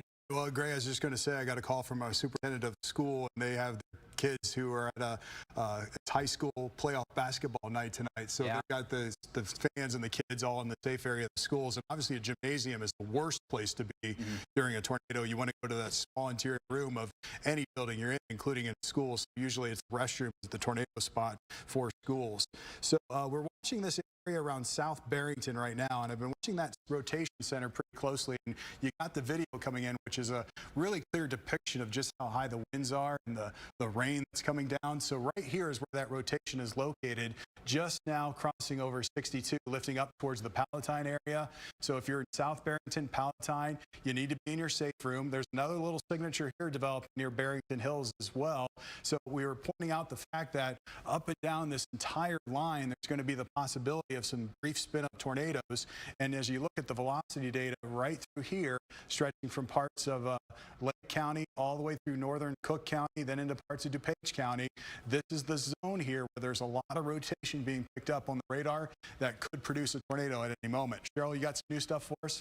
No, just monitoring this velocity here that you were just pointing out. It is definitely strengthened over the past 25 to 30 minutes. minutes. So anyone in this area of South Barrington stretching to Palatine, this is indicating here some strong rotation right now. And what I want to do is just backtrack a bit, and you can kind of see this come into formation. Very strong winds as this line was approaching. We've been finding the notches within the line of storms that's allowing here for some rotation. So as we advance this, you can clearly see that pop of red and green there just to the south of South Barrington, and continuing to the east, it's holding together nicely. And looking at the very latest, chiming in with National Weather Service, we are okay. Spotter just called and reported a tornado with the rotation that I am talking about right now near Inverness and Hoffman Estates. So if you're in this area, we are getting reports from spotters out in the field that there is a potential tornado confirmed on the ground right now with this cell. So this is, again, a very dangerous situation. If you're in this area, you need to get to your safe place. Right now, it's passing to the east of South Barrington. It is in the warned zone, so you are under tornado warning at this point in time. Palatine, you're in the path of this. Long Grove, Arlington Heights. We have a lot of folks in this region. Sirens have been going off. As we take a look a little bit farther out ahead of this, anyone from Lincolnshire to Wheeling to Prospect Heights, we want you to be in your safe place. Lowest level of your home. If you don't have a basement, away from walls and windows, an interior room, a closet, a bathroom, it's always a good idea. And you can see as I'm talking that reflectivity value is getting even brighter. There is some tight rotation potential, confirmed tornado on the ground. With that said, I do want to switch over to debris signature just so I can have a look here live with you guys, see if I'm noticing anything pop out here, if any debris is being lofted into the region. I'm not seeing anything that is striking at this moment in time, but something I definitely want to keep my eye on. Let's take you back to radar right now. This tornado warning with this storm here into parts of going all the way to the lake remains in effect until 8:30 right now. So northern Cook County up into parts of Lake County, you need to be in that safe place right now. Our biggest concern at this point in time is this notch and this rotation showing up live here on radar. Definitely some high gusty winds within this storm. You guys are likely seeing what I'm seeing as well. Yeah. I'm looking at different velocity views. This is definitely a dangerous situation here in this region. We are clocking winds upwards of 70 miles per hour with radar, potentially even stronger if we do have a tornado touchdown on the ground. Guys, I'm seeing the spotter called in. Any other reports coming in? Any confirmation? Yeah, I'll tell you that we are seeing what looks like perhaps a light debris signature that was popping up or has just popped up. That's a pretty big dropout in the colors on the debris signature, the correlation coefficient that we look at just off to the west of Schaumburg. So again, Arlington Heights, Mount Prospect, Elk Grove, that type of area. Hoffman Estates, I just got a text from a friend whose brother's in Hoffman Estates. They just lost power there. So that is the area that you absolutely positively, if you live around Hoffman Estates, you can hear my voice. If you live near Long Grove, if you live near Wheeling, you need to be in your safe place here. These are extremely bright reflectivity values, so the hail is likely very large, and also we are seeing at least the beginning signs. That's some rotation. We are seeing some beginning signs of perhaps some debris being lofted into the air. So we'll keep an eye on the debris. But again, here is that rotation out near Palatine. This is tracking off to the east, so kind of down 68. I'm just going to name off some roads. If they sound familiar to you, you need to be in your safe place. You need to be down in your basement. Again, you can get us on the cell phone I mentioned before. So Long Grove, 83 out of Long Grove, 45 near Lincolnshire, Vernon Hills, Highland Park, kind of near Northbrook too. You're a little bit down the road, but Prospect Heights and Arlington Heights. Anywhere in those areas at this point here, very serious. Watching this as this kind of crossing out near 94. Will eventually cross over to 94 as it continues to make its way off to the east and northeast at this time, just north of Interstate 90. Cheryl, over to you. Yeah, I mean, this storm also is moving. The storms tonight have been moving at a pretty decent pace of about 25 to 30 miles per hour. We know a lot of you right now are under this tornado warning. That's because we have just a large line of showers and storms, and within that line and that band, we pick up on these notches that allow for spin. So within that line, what we're finding here is the potential of some tornadoes to continue to touch down. We are getting a live view right now from, we ground stop at O'Hare and Midway. That does not surprise me whatsoever, as this storm gets very close here, getting to the airport in northern Cook County. So Palatine right on top of you. What I wanted to do next was track this out ahead of this. Let me just zoom out here for a second so we can get more of you in and time this out as the storm is continuing to move to the east at about 25 to 30 miles per hour. So as we time this out, Buffalo Grove 745, that's so close. That's within the next 2 minutes. You need to be in your safe place. Wheeling 747, Lincolnshire 750, Northbrook at 755, 758 at Highland Park. Very intense rains, high winds. As we zoom out, I just want to take a look here at what we're finding with the latest. So we have this warning, this tornado warning here with a confirmed tornado on the ground. So this has turned to pink, which means National Weather Service definitely has gotten that a report that a confirmed tornado is on the ground. It is right on the boundary right now of Lake and McHenry, or Lake and northern Cook County, I should say there. So this is going to continue to work its way to the east. Zooming in, moving rather quickly. It was just in northern Cook County. It's now beginning to cross over to the east with northeast motion a bit more. So let me outline this again, just looking at the very latest here as I dissect this with velocity data. Arlington Heights at 744, Wheeling 748, Highland Park closer to you at 759. So this is a dangerous situation. We have the tornado watch in effect until 10 p.m. You know who you are if you are under the tornado warning. This is what I was talking about with the line here of thunderstorms. And what happens is, out ahead of these storms, we get the inflow to really impact the line. And when that happens, some of this can definitely turn tornadic, allowing for these storms to pick up on low-level rotation in the atmosphere. We have video coming in. Where is this video coming in from again?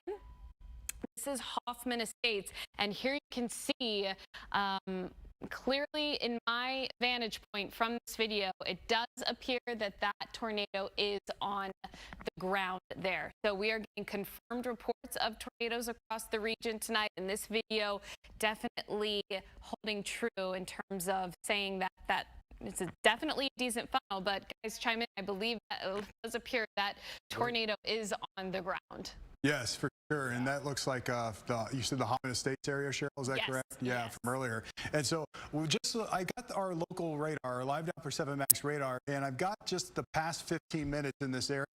And our radar takes us about every minute. It's faster than the National Weather Service radar is, and really shows this rotation. Look at the curvature of the radar here just in the past 15 minutes as this has moved through Palatine and Hoffman Estates and Inverness, and now pushing up into parts of Lake County as well. That's the rotation that we've been watching super closely here over the past 10 minutes or so. And I'll switch over to that velocity data and give you an idea of what we're looking at. So right now, between Lake Zurich and Palatine, and then up towards the Vernon Hills area, Long Grove, you're in the worst of the winds right now. In fact, these brighter shades of kind of white and orange and yellowish colors. Let me just give you an idea of what those winds are clocking right now. So they're measuring winds of 74 miles per hour. Our radar is up in the clouds, and those are likely mixing down to the ground. And in this area here around Long Grove, we're getting high winds, and we still have the possibility of some circulation going on, rotation within this broader area. In fact, from Long Grove up towards Vernon Hills, over towards Lincolnshire, you're in the path here of this potential tornado, which has a history of producing a tornado as it's moving through. I just see the new outline box, and it's got switched to red. So is it still red? Yeah, it's red now. It was purple. So our radar system is set up to give us little clues when things happen. So the purple outline that you saw a second ago means there's a confirmed tornado on the ground.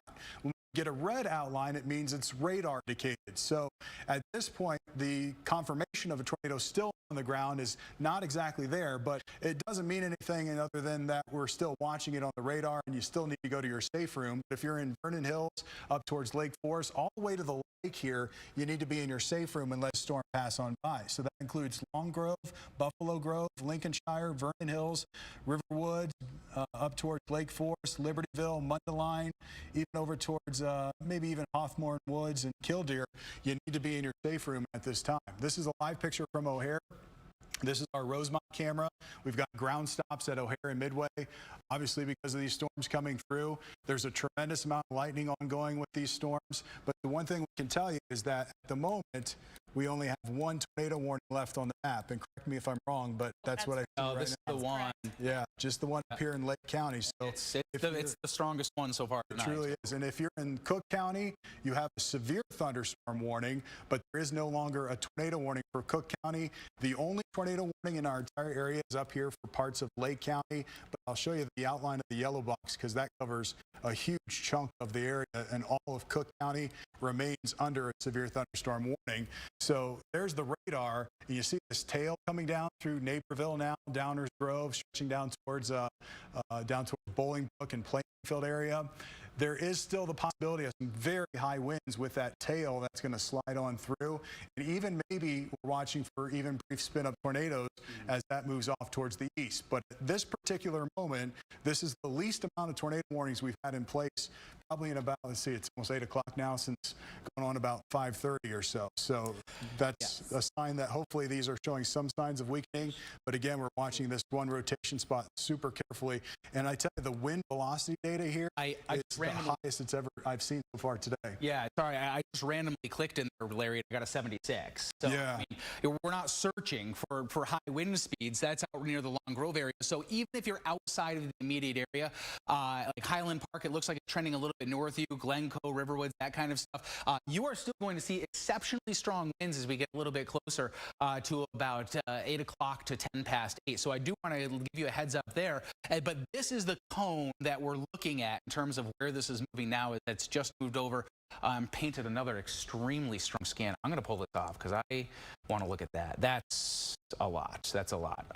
So yeah, very concerning situation that you have just north of Long Grove and Vernon Hills as you move up to Lake Forest. So if you're in Libertyville, if you're in Prairie View, if you're in Lake Forest, if you're in Lake Bluff, if you're anywhere really as you get to Lake Michigan here, even all the way almost up to the north of Waukegan, you need to go to your safe place right now because that is the strongest rotation that we've seen all night. And I'd be interested to see what the debris data says from that. Just looking at it right now. Because that is something. Great point. I'll Yeah. tell you.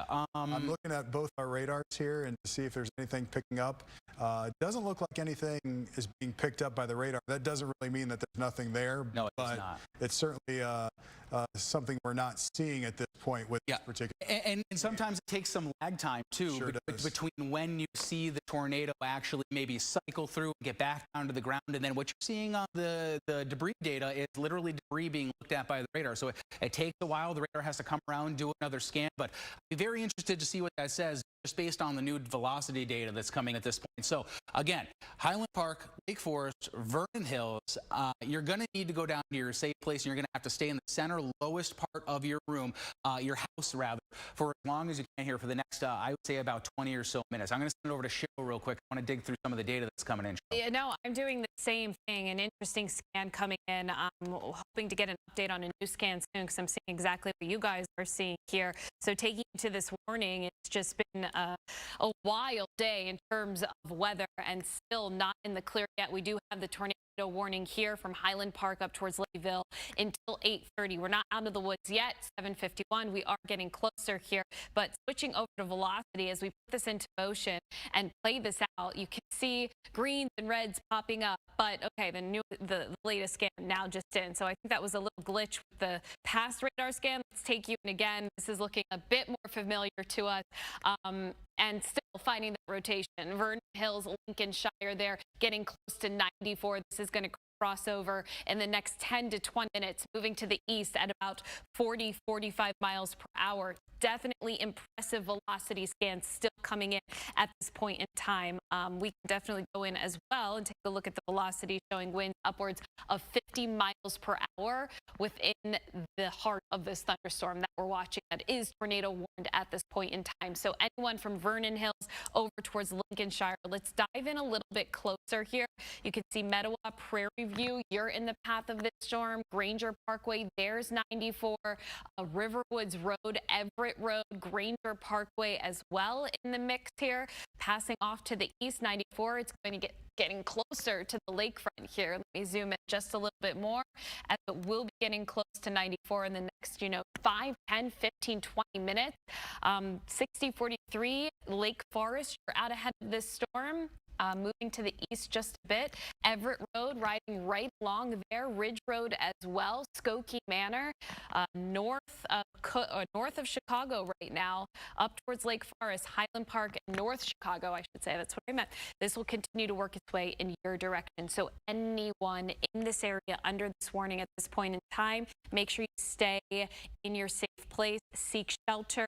As of right now, we don't have a confirmed tornado on the ground, but there's still signs of some strong rotation within the core of that thunderstorm cell. And we are not done yet. That is our one tornado warning on the map, but you can see this line of dangerous storms that will be racing to the east, 40 miles per hour here, getting closer to downtown Chicago. So what I want to do is time this batch of rain, this line of strong to severe storms, very high winds, downpours, as well as hail. Chicago, 8:12. So in the next 25 minutes, getting closer to the lakefront, Evergreen Park, Stony Island. The good news is once this gets closer to the lakefront, after this line passes through, we are going to see that severe weather threat really start to drop and diminish. But back to the north and west, still some scattered storms up there. You can see just to the north there of Rockford. So there's still a lot going on and a lot happening. We do still have the one tornado warned storm on the map right now. Switching over to velocity, it doesn't look as nasty as it did about 10 minutes ago. So signs of some weakening rotation, Larry. Yeah, a couple of things that I was communicating with the National Weather Service about, Cheryl, is that we're keeping our eyes on the southern flank of this storm as well, because what we're noticing is that this tail of the storm, which is down into Will County right now, which is near Romeoville and just north of Joliet, is showing some signs of potentially strengthening into a supercell in itself. And so what that means is that the threat for even stronger storms here across Will County and southern Cook County still exists, along with even a tornado threat in this area. Now, there are no tornado warnings at this point, but this is still one spot we're going to have to watch for the next hour or so as this tracks off towards the east into parts of Cook County, because it is getting a little suspicious, and we don't like to see suspiciousness when it comes to radar images like this. So we got to keep our eye on that spot. I just got an update, too, from Kane County, because earlier in the day we were talking about the tornado warnings in Kane County, and the emergency manager there tells us that so far they have no reports of significant damage and no reports of injuries sustained. They are working on some what they call, quote, major damage on Nelson Lake Road, which is right now on Main Street with trees in the roadways, and their deputies are out there right now working that scene. They've also had some damage reports at the Aurora Airport, Illinois Route 47 at Bliss Road, and west of the Big Rock area as well. So that's for Kane County. Some initial damage reports coming in. Good news here is we've got no reports of any injuries, significant injuries, or reports of any type of injuries at that point for Kane County. So we'd love to hear that. But again, we have some damage reports coming in from that area. But here again is that view of the radar, and the swirl is just incredibly evident here. This is what we call like a mini low pressure system, like a mesoconvective vortex is what the official meteorological name is for it. But basically, you think of it as like a tiny low pressure system that spawned all these thunderstorms and is now quickly moving through parts of Lake County, where we continue with the tornado warning. Look at the lightning. This is the past 5 minutes. We've over 400 cloud-to-ground lightning strikes in the past 5 minutes. That does not include the cloud-to-cloud lightning. This is just the cloud lightning that goes from the clouds down to the ground. It hasn't even rained yet here in Chicago, but we've had this tremendous light show off to the west as these storms are coming through, and we remain under the severe thunderstorm warning for Cook, DuPage, Lake and Will County until 8:15, and the tornado warning until 8:30. Going back down to that tornado warning, Cheryl and Greg have been mentioning it as well. We still have some really high wind velocity data being picked up right here north of Lincolnshire. There is still some greens and reds right next to each other near Vernon Hills heading up towards the Libertyville area. So there is still the concern of a potential tornado within this outlined area that you see in red here. There's the new update. Look at that right there. In the past second or so, they've updated the outline of the tornado warning. And let me take you up here. So this now includes Lake Forest, North Chicago, over towards Beach Park, Zion, you're included here, Wadsworth, over towards Gurnee, Park City, Green Oaks, Grays Lake area, near Libertyville as well. You're included now in this tornado warning. So the update here just kind of shrunk the area a little bit, but still this tornado warning continues at this point. Greg? Yeah, well, so we've got on the phone right now Amy from the King County Sheriff's Office, so I want to chat with her for a couple of minutes. Amy, can you hear me? I can hear you. Excellent. So we've been hearing, of course, we saw the tornado warnings and we saw the velocity data on radar. It looks like you guys had a couple of tornadoes. What can you tell me about what you've experienced in King County over the last about hour or so? Absolutely. I just confirmed with our Office of Emergency Management, or OEM, that we actually had almost 4 tornadoes touch down. We actually had 3 within the border of North Aurora and Sugar Grove. It looks like Bliss Road actually had a touchdown, so that would be Bliss and Norris Road. We have trees and wires down, so our deputies are extremely busy right now. Waubonsee Community College, also by Route 47, has extreme damage, also wires down and trees in the roadway. It looks like also that's significantly hit. Obviously, our radio traffic is absolutely crazy right now. It looks like Nelson Lake Road and Main Street has significant tree damage that is absolutely impassable right now. I want to say 3 deputies right there dealing with traffic crashes. There are no injuries to report, but it is impassable 100%. So again, we're looking at tree damage and wires down right now. So just a heads up, because yeah, the storms have passed, but obviously there's still danger out there. There's wires down, there's trees down on the road. The roads are impassable. Can you just, for folks who live in King County, can you get just a quick rundown of spots that they absolutely have to avoid right now? Pretty much we're going to look at Route 47. So Waubonsee, pretty much Community College, north and southbound. It looks, again, treacherous with that. So we have tree debris and wires.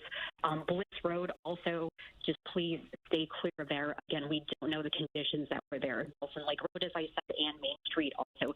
Those are pretty much those 3 areas to 4 areas that we're seeing kind of that diciness that we're looking at. We also saw, I believe off the top of my head, some pretty big returns out near the Little Rock, Big Rock area. Have they sustained any damage out there? Was that mostly out in fields, or what can you tell me about that kind of spot? That was mostly out in fields. I actually have a deputy who was actually stationed out there. He was one to report a potential touchdown. We're still confirming that, and it's open field, so I am not seeing any damage report there as of right now. I've been out there. I kind of know what the terrain looked like, but we still saw some pretty concerning like debris signatures, which was obviously dust and probably crops, getting pulled up too. Thank you very much for your time. We really do appreciate you joining us. We're glad to hear so no injuries have been sustained as of yet directly from the tornadoes. That's correct, and we're very thankful for that so far. All right, Amy, thank you very much, and we'll let you get back to work. As you said, the radio traffic is just absolutely wild right now. I also promised that I would clear folks as the storms move through, kind of if you're in your safe spot. Thank you very much for listening to us and sticking down there, even as the storms went through. Naperville, you're in the clear. Wheaton, you're in the clear, too, although you're going to see a little rumbler move through. The good news is that all the support for anything tornadic would be out off to your east now, so you'll still catch a quick little downpour. And it literally, as I'm speaking and trimming you guys out, the National Weather Service is also trimming Naperville, Wheaton, and Bloomingdale out too. Downers Grove almost there at this point. Give it about 5 or 10 more minutes and you'll be out. The strongest your winds are through. We're just now wrapping up the lightning threat, and there have been a ton of cloud ground lightning strikes, and that is still enough to take down some trees. So you're not quite in the clear just yet. Same deal up near Elmhurst, and hopefully going to clear pretty soon the rest of DuPage County. So I'm going to send it on over. I know we still have some hail at this point out on the radar, probably around about a 1/2 inch to 3/4 of an inch, be my guess, and also that tornado warning still ongoing through Lake County. Yeah, and just look at the hail there, Greg. You can see on the map, I've got the hail size indicators. There's not much hail up where we have the tornado warning ongoing, but there's a corridor of hail that's now moving through northern Cook County, back through DuPage County, and then down into northern Will County. And I pointed this out a second ago, how I'm really closely watching that southern tail of the storm system, which is near Romeoville right now, near the Plainfield area as well. That is producing some pretty large hail. In fact, let's just go in a little closer here and talk about the hail size with this storm, which is near Bolingbrook, heading over towards Romeoville, the Lockport area as well. That's producing some hail that is getting pretty large. In fact, upwards of over an inch in size, which is greater than a quarter, about golf ball size hail with that particular storm, which is now moving over Bolingbrook near the Romeoville area. Woodridge, Darien, at least the south side of those towns, you might get some of this large hail as it's tracking off towards the east. So we've got the hail concern, and we've also got the concern still for the tornado warning, which continues up here for northern parts of Lake County until 8:30, and then the severe thunderstorm warning, which was just reissued. Greg was talking about it a second ago. That's in effect until 8:15. Cheryl, I know you've been taking a peek at this tornado warning up here in Lake County. What's the latest you've seen? Yeah, I've been monitoring that, and then I was definitely listening in very closely to the reports coming in from Kane County. And just to show you here, this is where we were getting reports of a confirmed tornado on the ground. And Amy Johnson with Kane County Sheriff's Office was confirming that this is an area where we are seeing a lot of damage right around Sugar Grove up to the north and getting closer to Aurora around Community College. So folks are advised to stay away from that region. So let's switch back to radar here. Definitely getting reports of damage out there, which is coming in. Trees down, tree debris, wires down as well. So something that we have to continue to monitor. And about 2,200 ComEd customers right now without power. Live Doppler 7 Max right now still showing the line of showers and storms still hefty in nature. So as we take you up to the north, we've been monitoring still the tornado warning for parts of Lake County. It keeps continuously getting trimmed, which is a good sign.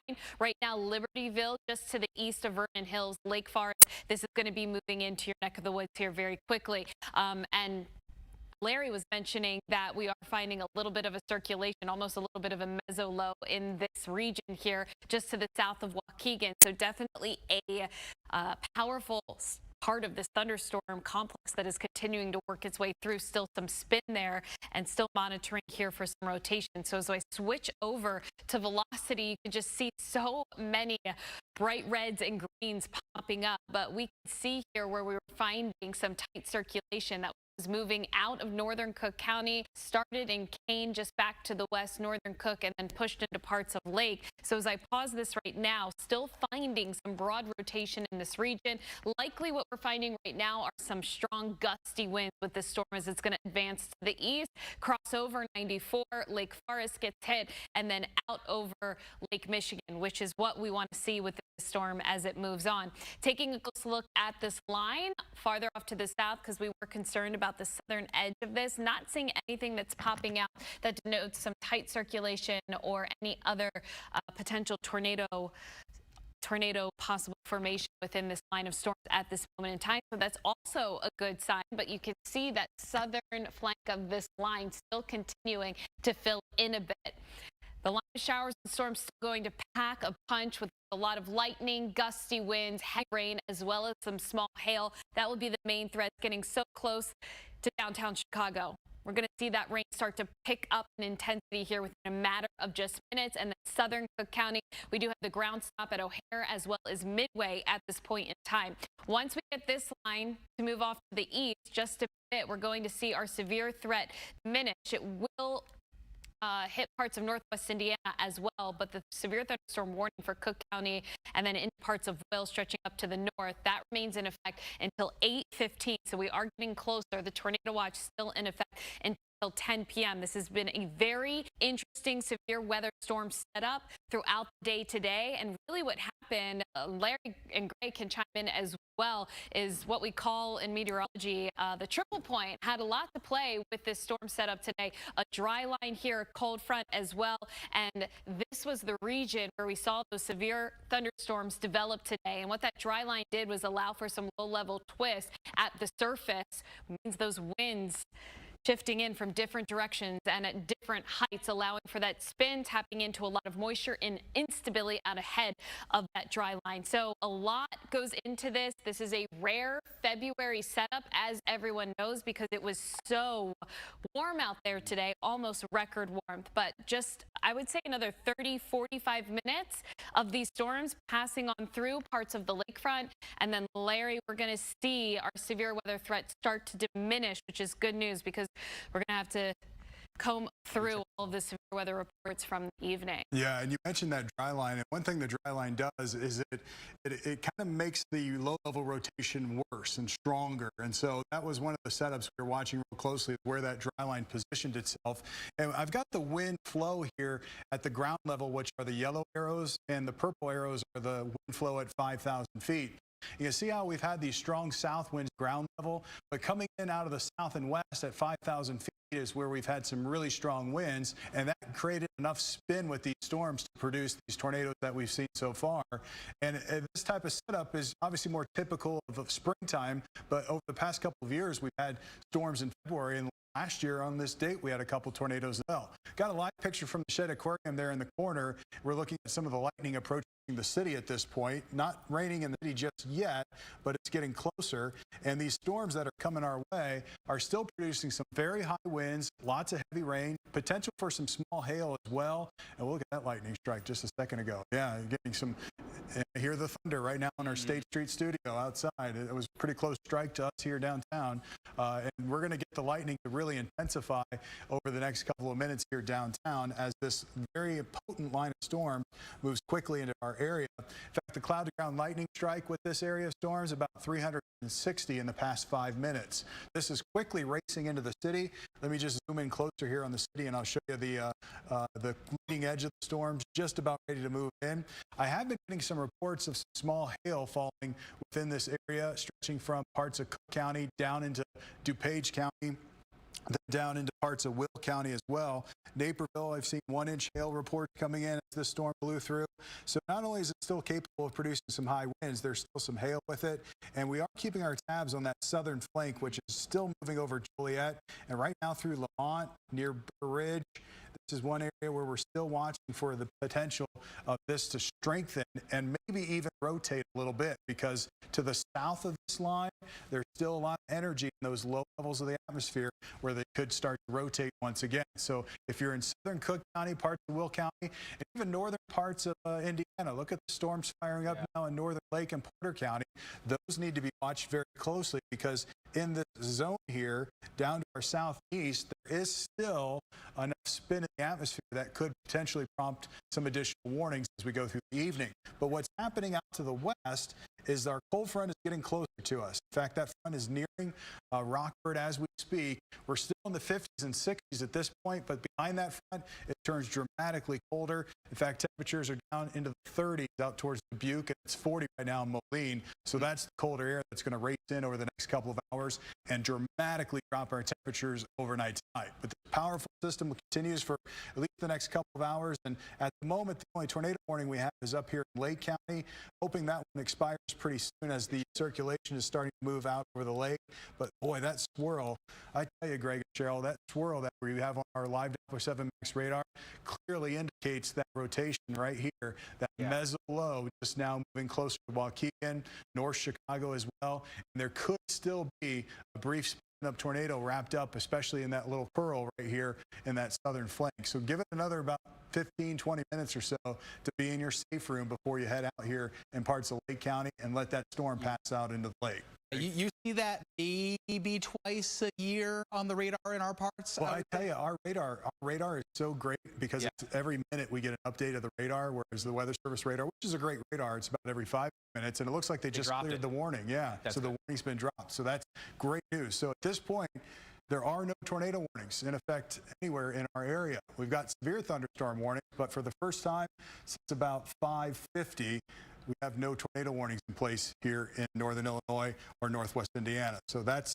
the best news I can share with you at this point. Obviously, we're still getting hit with some nasty storms, but no tornado warnings now at this point. So good news to share there, Greg and Cheryl, as we watch these storms continue to push through. And we'll stick with it for a couple more minutes here, because we do know that that line has thrown us surprises, and it's not quite to Chicago just yet. But until we feel a little bit more comfortable, we'll stick with it. We are watching here those two cells that are out in northwest Indiana, and we're also watching the southern extent of this line. Larry mentioned those two cells. I jumped on the reflectivity, not the reflectivity, I'm sorry, the velocity data real quick.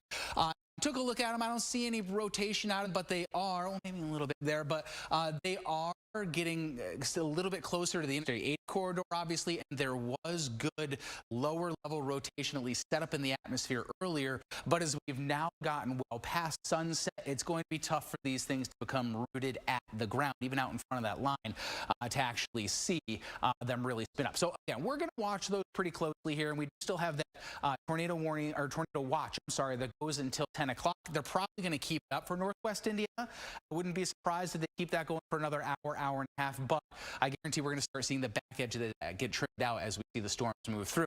So from Waukegan to Lake Bluff, Highland Park to Northfield, Libertyville, you guys are still all underneath a severe thunderstorm warning. Areas I mentioned there towards the tail end of that, like Liberty, Vernon Hills, Lake Zurich, Palatine, the strongest shear winds are out. They're out over Lake Michigan. There is a lot of cloud-to-ground lightning in this, though, so you do have to keep an eye on that. And I want to scroll a little bit south here down to Chicago. So if you're living on the north side right now, getting real. Wrigleyville showing the strongest returns now moving in at this point. All downtown Chicago, we've heard a couple of good cracks of lightning, and the leading edge of this will have 45+ mile per hour wind gust as it pushes its way into the city. And I'll bet you here in about the next 10 to 15 minutes in Chicago, the rain is going to start coming down at almost a tropical type rate, getting all that moisture and heat that we had during the day out of the atmosphere. And it's also going to get awful noisy and breezy here in just a couple seconds. Yeah, Carol. We have a live view over the city right now. I can tell you the lightning is picking up in intensity. The flashes, there we go. It is going to start downpouring here in the next couple of minutes. But just getting the idea and the visual of what's happening outside as this line is getting closer to downtown Chicago. We have no tornado warnings on the map right now. Still the severe thunderstorm warning that is with us until 8:15. And I'm just going to step off. You guys can see and look at the dramatic effects of this lightning that is happening right now with the line of storms, and just the sign of just how powerful this line is. So we're getting the lightning out ahead of the very heavy rain that's going to be moving in. It's really impressive at this point in time. Really cool to see as well. Thankfully that we're not seeing any tornado warnings. Here is that line of rain, the lightning getting closer to the city. So again, the rain will really start to pick up. Downpours expected, some small hail. But as this continues to move east, we are seeing some weakening. With that said, it is still very potent and powerful, but no tornado warnings. We still have the severe thunderstorm warning with this line as it continues to kick to the east. I believe we have some updates from our anchors right now that have been monitoring this with us all night as well on the desk. What do you guys have for us? First, terrific work, Cheryl and Greg and Larry. We watched here as you guys kept our viewers informed and safe as tornadoes popped up as we thought might happen. We've got 3 or 4 reporters out gathering information, trying to find the damage, making sure everything's okay. King County Undersheriff joined Greg a little bit earlier to give us an update on some of the tornadoes that were confirmed there. So now we got to assess, and just a terrific job to our weather team again, the best in the city, keeping all of you at home safe. Great job. And of course, Ravi Bachwal is out near the Edens in Old Orchard with an update with the conditions there. Ravi, what can you tell us? Well, Cheryl, Rob, yeah, kudos to our amazing weather team, and we're out here. We just pulled off the Edens at Old Orchard Mall. We're getting back on the Edens here in just 2 seconds, but I can tell you, driving up from the city, leaving about 20 minutes ago, it was pretty quiet. And then as we were getting north, and we got to the split, basically the Edens and the and 90 going towards the airport, all of a sudden, just the angle of the storm just bisected us as we were going north. Now, this is us taking the north on-ramp back on the Edens at Old Orchard. So the storm just basically passed through in intensity not more than about 5-6 minutes ago, and we saw a heck of a lot of lightning, a lot of water, a lot of deluge. We saw a lot of vehicles on the side, including a few 18-wheelers.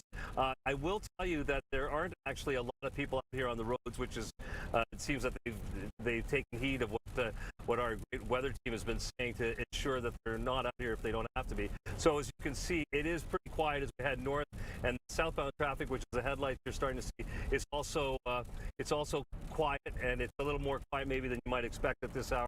But the storm has come through here, and it was heavy. I talked to my family who are out in Evanston and closer to the lake, and they were huddled in the basement, and they said the lightning was coming down like only a Midwestern midsummer kind of storm would have it. So that was what they were experiencing here late in February. So here, this is us north on the Edens. As we come around, we're coming up to basically Wilmette and Winnetka. Yeah, Ravi, I talked to my college roommate and her family. They had huddled in their basement. They're in Streamwood because not too far from Streamwood, they had damage and some tornadoes touching down in the Hoffman Estates area. And of course, there has been severe damage down power lines, large debris, heavy winds and heavy rain in the area. So we're taking a live look now at some video from Hoffman Estates. We talked about Hoffman Estates earlier, about an hour ago.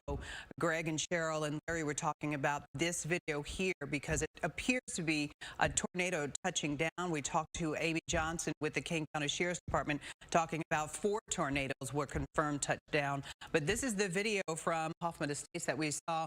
And you guys, Larry and Greg and Cheryl, I hear there's an update with more warnings tonight. Well, we've got one severe thunderstorm warning still in effect, and let me go back to the radar here. That's just for the southern parts of Cook County, where we have one severe thunderstorm warning left, and everybody else has been cleared of any warnings at this point. It'll pop up in just a second, but we have the one severe thunderstorm warning here for Cook County until 9 o'clock. It covers roughly from the city down all the way to the county line down in the southern part of the county. In fact, I'll take off the map or the radar, and you can see the outline of the severe thunderstorm warning. This is for the potential for winds to 60 miles per hour and up to quarter size, maybe even golf ball size hail still with this thunderstorm as it's moving through. So it is still a pretty nasty storm. And of course, we got all this lightning ongoing and all the tremendous amount of thunder you're hearing. The storm that's out in northwest Indiana is starting to push out into the lake. At least it's getting stronger out over the lake. And we've also been watching this tail end of a storm up here in the northern parts of the Rockford area up into southern Wisconsin. That's the actual front that's coming our way. And once that front gets here, we're going to see the colder air rush in. So an update on the watch. Tornado watch continues until 10 o'clock.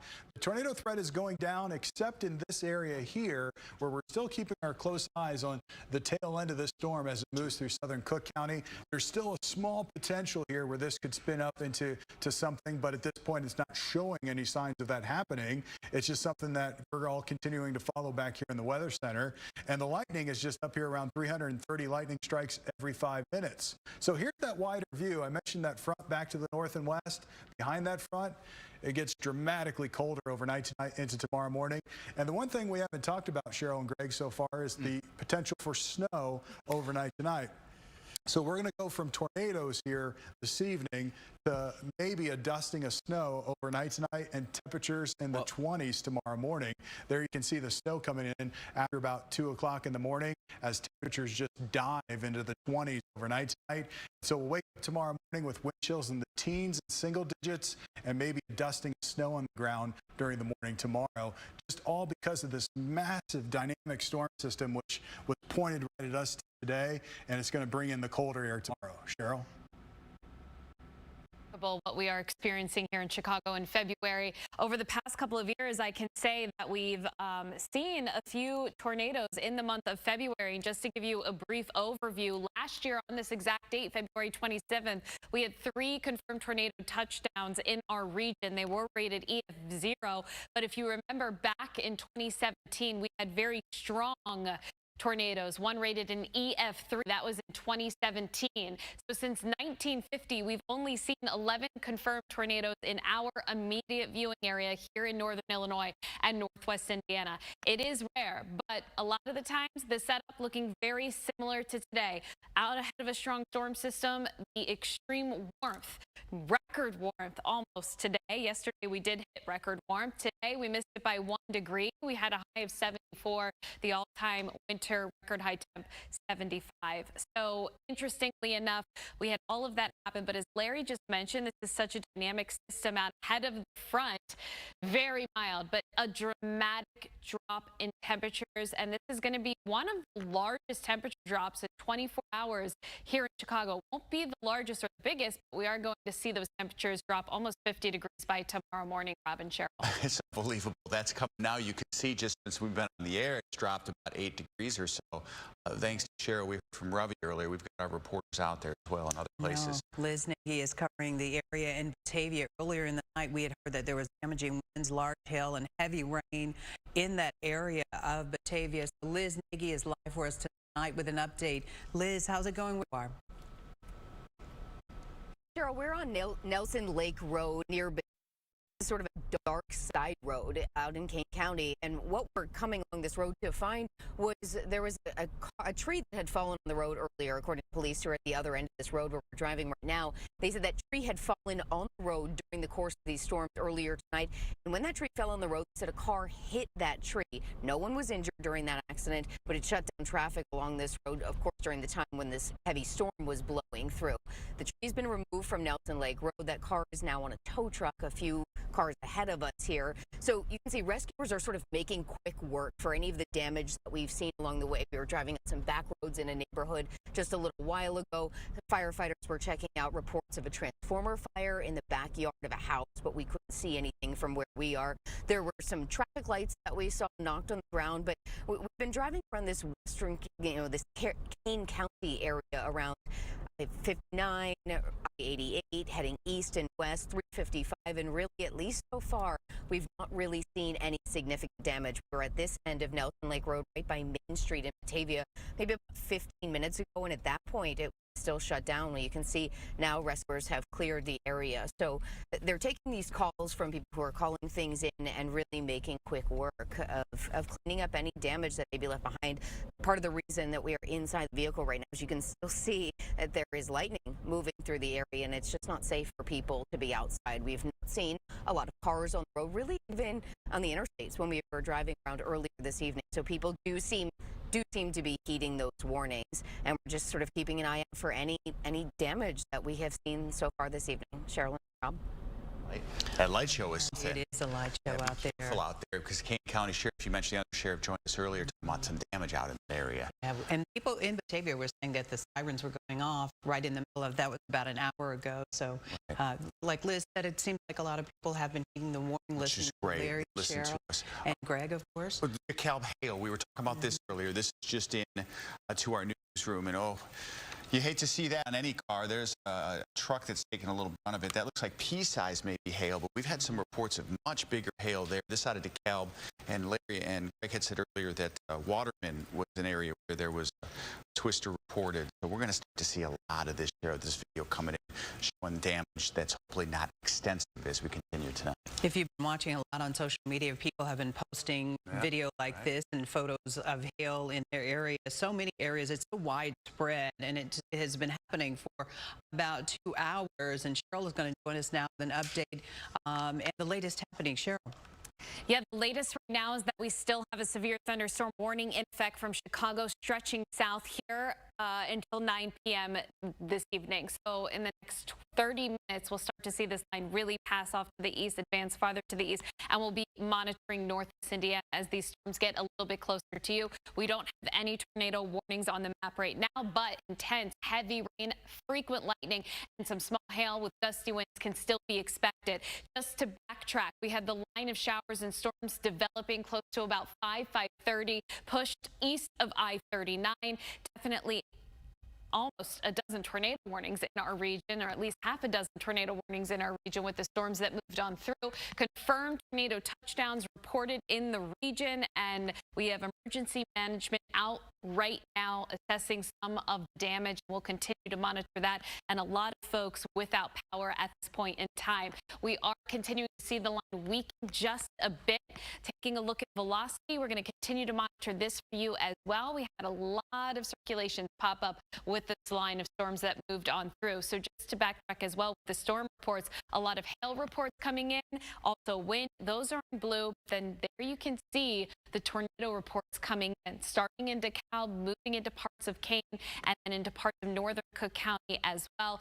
Some of that damage coming in from Kane County around Sugar Grove, a lot of damage there with trees down and debris being reported also around Hoffman and State. So it's been an active night, a wild night of weather, and on the backside of this cold front, as it continues to push on through, just to give you a regional view, we're going to see some dramatic changes as we head into the overnight hours. So I just want to widen this shot out for you guys just so you can see. Here's the rain, the storms, the severe weather. On the back side of this, this is snow behind the cold front that's going to be pushing in. So we're going from a high of 74. Winds will also start to pick up, so some reduced visibility with some snow flying around tonight into tomorrow morning. Tomorrow morning, it's going to feel like it's in the single digits in some areas because it is just going to be a dramatic shift, a much colder air mass moving in. So be prepared for that. And we're going to, of course, keep you updated and have all of the updates and details later on tonight at 10, of course, to you guys at the desk. Tornado warnings have expired for the area, so that's good. Yeah, 9,700 people, according to ComEd, without power at this hour. And we really are virtually experiencing 4 different seasons in a matter of 24 hours, summer, winter, spring, and fall, in a matter of just 24 hours. We've got some work to do. Liz Nagy's out live, Eric Hong's out live, Kay Cogaren's out there with us, Rugby Baseball joined us. Our reporters are out there gathering now the damage assessments, hoping that nothing's been seriously damaged. And then we'll wrap it up and we'll do it again at 10, huh? All right, we have confirmations of some touchdowns of twisters and tornadoes, so of course we'll have more information on that throughout our area. We appreciate you joining us throughout the night, and we hope that everyone remains safe, and we'll have more information, the latest tonight at 10 right here on ABC 7. For now, have a good night. Okay.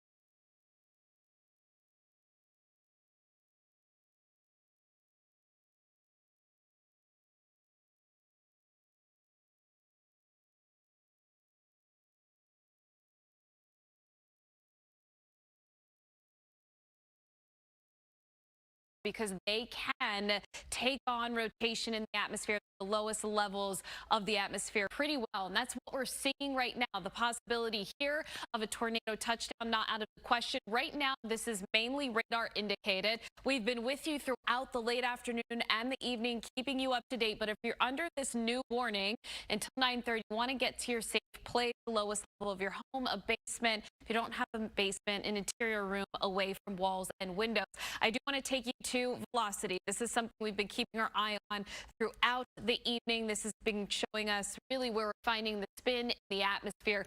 So you can clearly see just south of Calumet, that green right next to the red approaching Hammond as well. This is the area we're finding that radar indicated rotation within the storm. It is going to move quickly up to the east-northeast, East Chicago, down towards I-80, out ahead of the storm. Get to your safe place. Hopefully this moves rather quickly. That warning in effect until 8:30. We've been monitoring so much this evening with you, 9:30 I should say. Thank you. This evening with the threat of not only confirmed tornado touchdowns across northern Illinois, this system is now advancing farther to the east in northwest Indiana. So very heavy rain, also hail and high gusty winds within the storm. So from East Chicago down towards Hammond right now, right along the I-80, I-90 corridor here, this will continue to ride to the east here. It's going to move quickly. I believe we have Larry with me as well this evening. And what we're finding in that latest scan is that the storm is moving quickly off to the east. So this really won't be sticking around for too long, but something we do have to monitor. And Larry, we've been watching this storm system for several hours now. Clear signs on velocity of rotation within these thunderstorms this evening. We're not out of the woods yet. We have the tornado watch in effect until 10 p.m. So this is the last of it as it shifts to the east in northwest Indiana, but still finding the rotation here very close to the Hammond area and East Chicago as well, right along I-80 here, crossing over 20. What are you seeing? Yeah, it's just about ready to cross over the state line in the next few minutes or so. And you can see the outline on the map here of the tornado warning until 9:30, and then the severe thunderstorm warning for northern Lake County until 9:45. Let me zoom in closer and show you the outline of the box here. Right now, that circulation is just getting closer to you folks in Hammond. You can see the tornado warning continues over towards the Gary area, just south of Whiting, Hammond, Griffith. You're included in that tornado warning. And as you look at the storm here, the southern flank Cheryl was mentioning, that can sometimes be an area of concern where you get a little spin and rotation to develop and produce a tornado. That's what we're seeing on the radar right now. In fact, as we switch over to that velocity data, Cheryl was watching it pretty closely. It doesn't look as impressive as some of the other velocity data we've seen throughout the course of the evening, but right now, as we put this in motion, we had the bright greens and reds back here over South Holland, and now it's moving towards the state line, getting very close to you folks in Hammond. So if you're in Hammond right now, if you're over in Munster, Highland, Griffith, East Chicago, Gary, you should be taking your tornado precautions right now and letting this storm pass on by, because as I'm speaking with you, that circulation is just now crossing the state line right here now, getting over towards really right along I-80 here as it's moving off towards the east is where the circulation is, and it's moving at about 35 miles per hour. So let me just put a track on this here, and we'll track it at 35 miles per hour off towards the east, and that'll put it in through the northern parts of Lake County here as we go through the next couple of moments, over towards Hammond, at least down Hammond at around 9:09, then over towards Van Loon and Osborne around 9:12 and 9:15, and Munster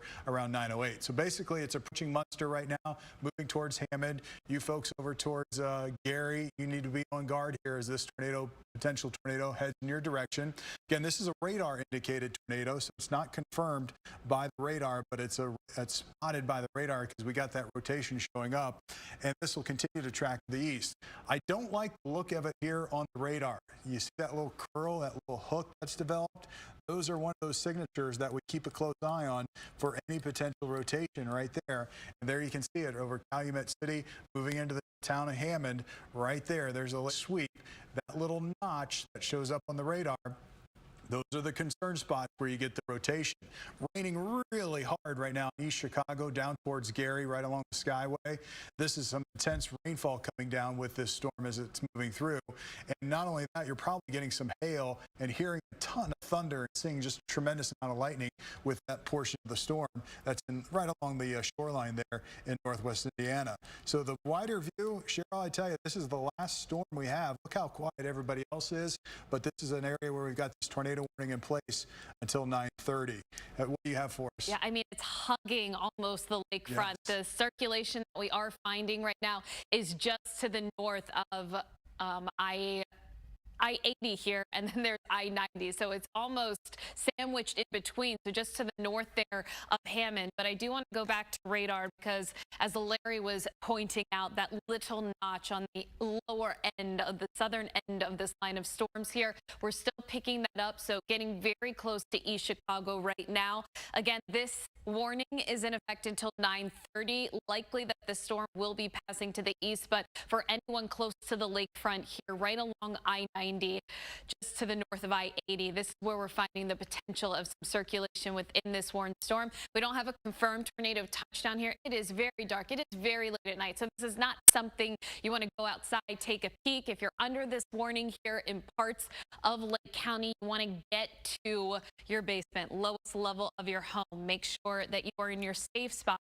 until this passes. And we are looking at velocity now just to the south of East Chicago, so just to the north now of I-90. There you can see Gary, the lakefront here clearly. There's 20. We'll zoom in a little bit closer where we are finding the worst of this rotation. So as we zoom in closer here, if you're seeing your road or your street on the map, you got to get to the lowest level of your home, your safe place. You can see Kennedy Avenue, Gary Road, stretching to the east a little bit farther, Clark Junction there, East Chicago, Michigan Avenue up there to the northern part of your screen there, really getting close to the lakefront here. So this is not going to be with us for a long time. We do just have to get through this, but clearly still seeing some velocity signatures on radar at this point in time. It has been such an active evening here. It is February 27th. It is winter. We've been tracking severe storms throughout the day. Almost record heat in place today as well. High of 74 degrees. Still working with the moisture and the instability here. Still finding some rotation, low levels of the atmosphere. This was a zone that we were concerned about throughout the day as well, just because of the ingredients coming together here. Dew points, the moisture surging throughout the afternoon hours. So we're not done yet. We did get a little bit of a break from the tornado warnings earlier, but still on the map right now, finding that bright reflectivity here. Let me just query this quickly. I do want to see what it's showing in terms of velocity, the signature, the winds. We've seen some decent signatures throughout the afternoon and the early evening. Velocity showing wind speeds upwards of 60, 70 miles per hour. We're not seeing a clear sign here like we were a little bit earlier. Bit of a broader rotation on the map with us tonight, northwest Indiana. Just to the north of Hammond now, there's that center of circulation here. That tornado warning will remain in effect until 9:30. So switching over to radar, putting this into motion. It is going to move out over Lake Michigan here quickly. So hopefully this is over really soon and we can get you all out of the danger zone of a potential tornado touchdown in this region. But right now, East Chicago, it is about to cross overhead. It basically is on top of you right now from Whiting to East Chicago to the east. Clark Junction, you're right there. Ivanhoe, Gary as well. But Gary, you're a little bit too far off to the east here. This is going to be out over the lake waters in a short amount of time. Larry? Yeah, it is, Cheryl. And just talking with the Weather Service, and the circulation itself has weakened, as you were pointing out a second ago. They confirmed with us what we're seeing as the circulation has weakened. But right over East Chicago is where that hook echo is still located. And it is just minutes away from pushing out over the lake at this point.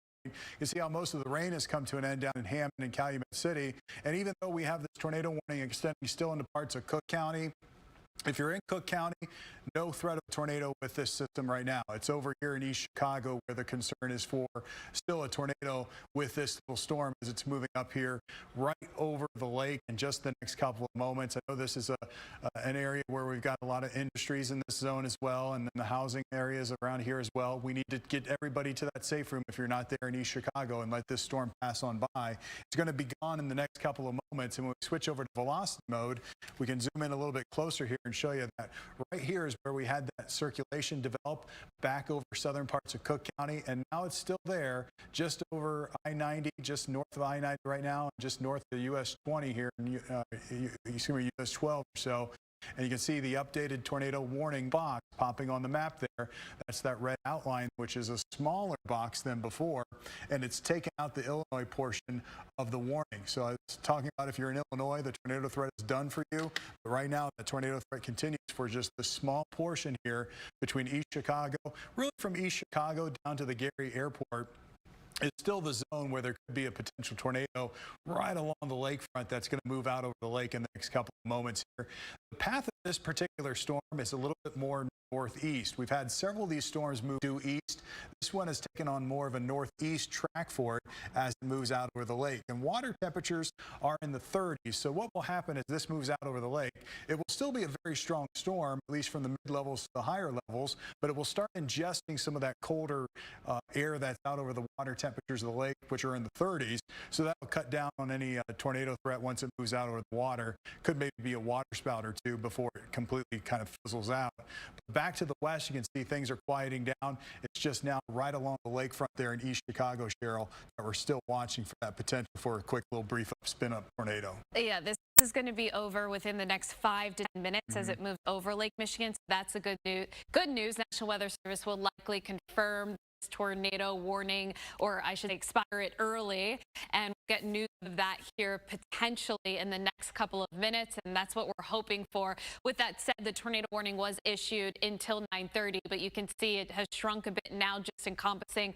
northern Lake County here, and then really that cell that we were finding the rotation is now moving to the north and the northeast, out and away. So we are beginning to get in that safe zone as the storm passes to the east. We'll continue to monitor. I mean, we're talking the immediate lakefront right now. So East Chicago, the worst of it just passing you as well. We have just a little bit of a zone here, likely an industrial region here that's getting hit with the heavy rain, but this is going to be out of here in no time in the next couple of minutes. So that tornado warning should expire here in the next couple of minutes. Severe thunderstorm warning also still in effect here for northern Lake County, but also that storm is lifting to the north, so that should expire a little bit early as well. So that is good news as the storm is moving rather quickly, switching over to velocity. We're finding that signature pushing farther off to the east-northeast. It has been an active afternoon and evening of weather, a lot of lightning,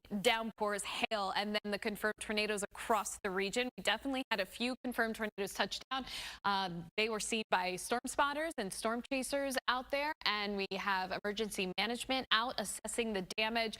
National Weather Service will be out in the area tomorrow to go over everything and give us the update on how many tornadoes, confirmed tornadoes, and the strength.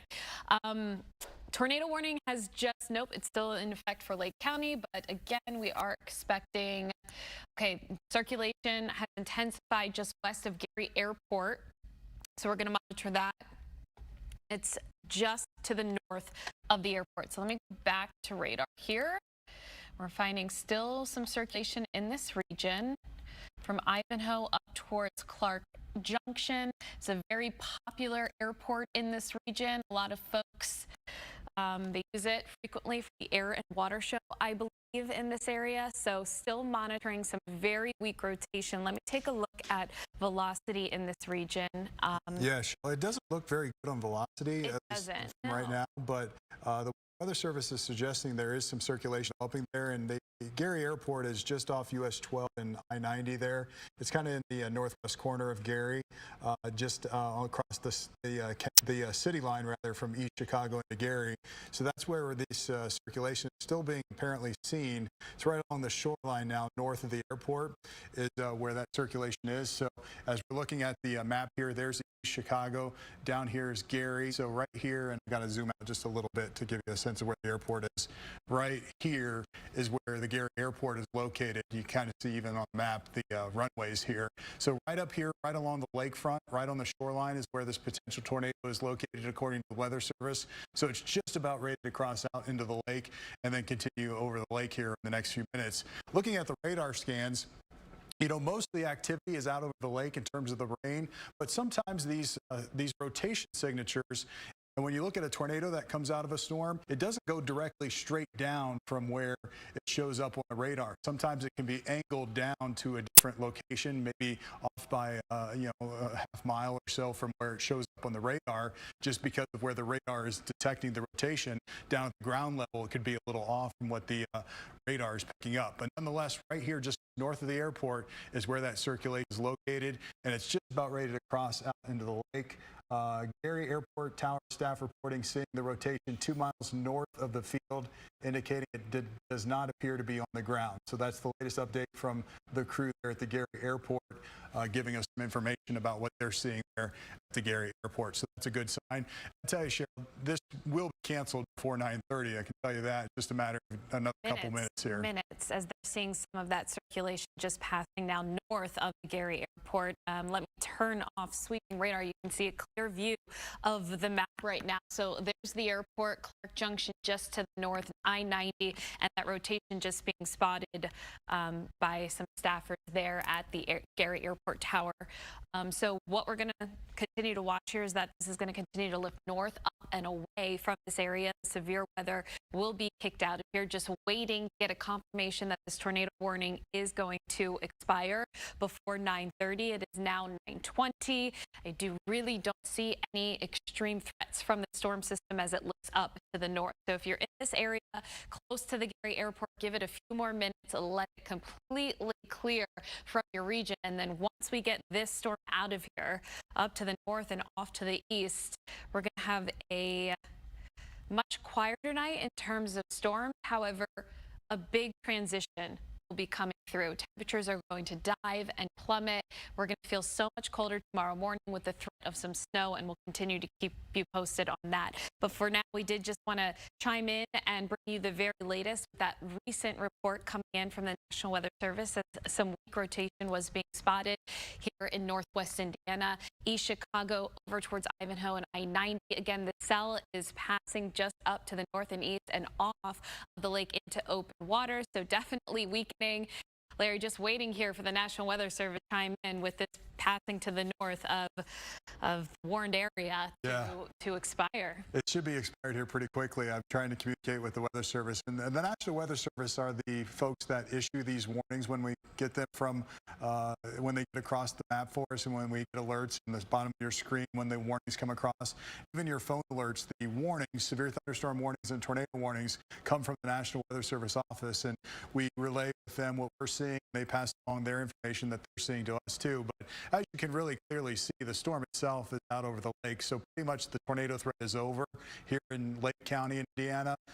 We'll just keep an eye on this here. It's just taking them a few minutes yet to clear the warning. But the storm itself will continue to move out over the lake. We'll have to see if it maybe moves over towards parts of Berrien County and LaPorte County as well. But for the most part, the storm is now firmly out over the lake, and it still has a hook there to it as well. So it could be producing maybe a water spout out over the lake, or even a funnel cloud as it's moving off towards the north and the east. Still waiting for them to clear that. Hasn't happened yet, Cheryl. We're still waiting.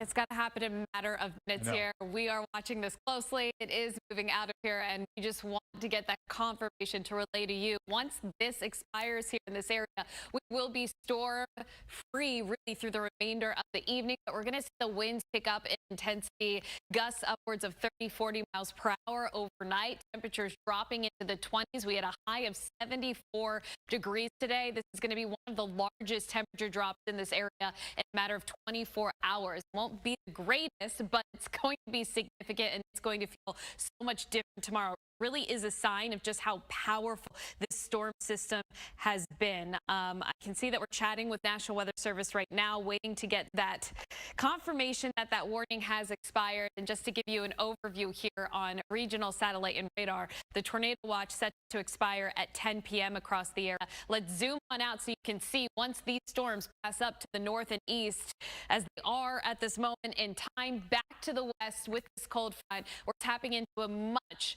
colder air mass with snow. So we are going from 70s and severe weather to snow into the overnight hours and early tomorrow. Won't be a big snow event, but snow flying around after 74 degrees is a big change for us. So we're going to feel that. We're going to have wind chills tomorrow morning in the single digits, near single digits. So it's going to feel about 50 to 60 degrees colder than today. And the dynamics were there this afternoon for these storms to fire up. Definitely a few confirmed tornadoes out of this system, which will be verified tomorrow as National Weather Service goes out and surveys the damage. So here's that front right now. It's going to continue to pass to the east of us.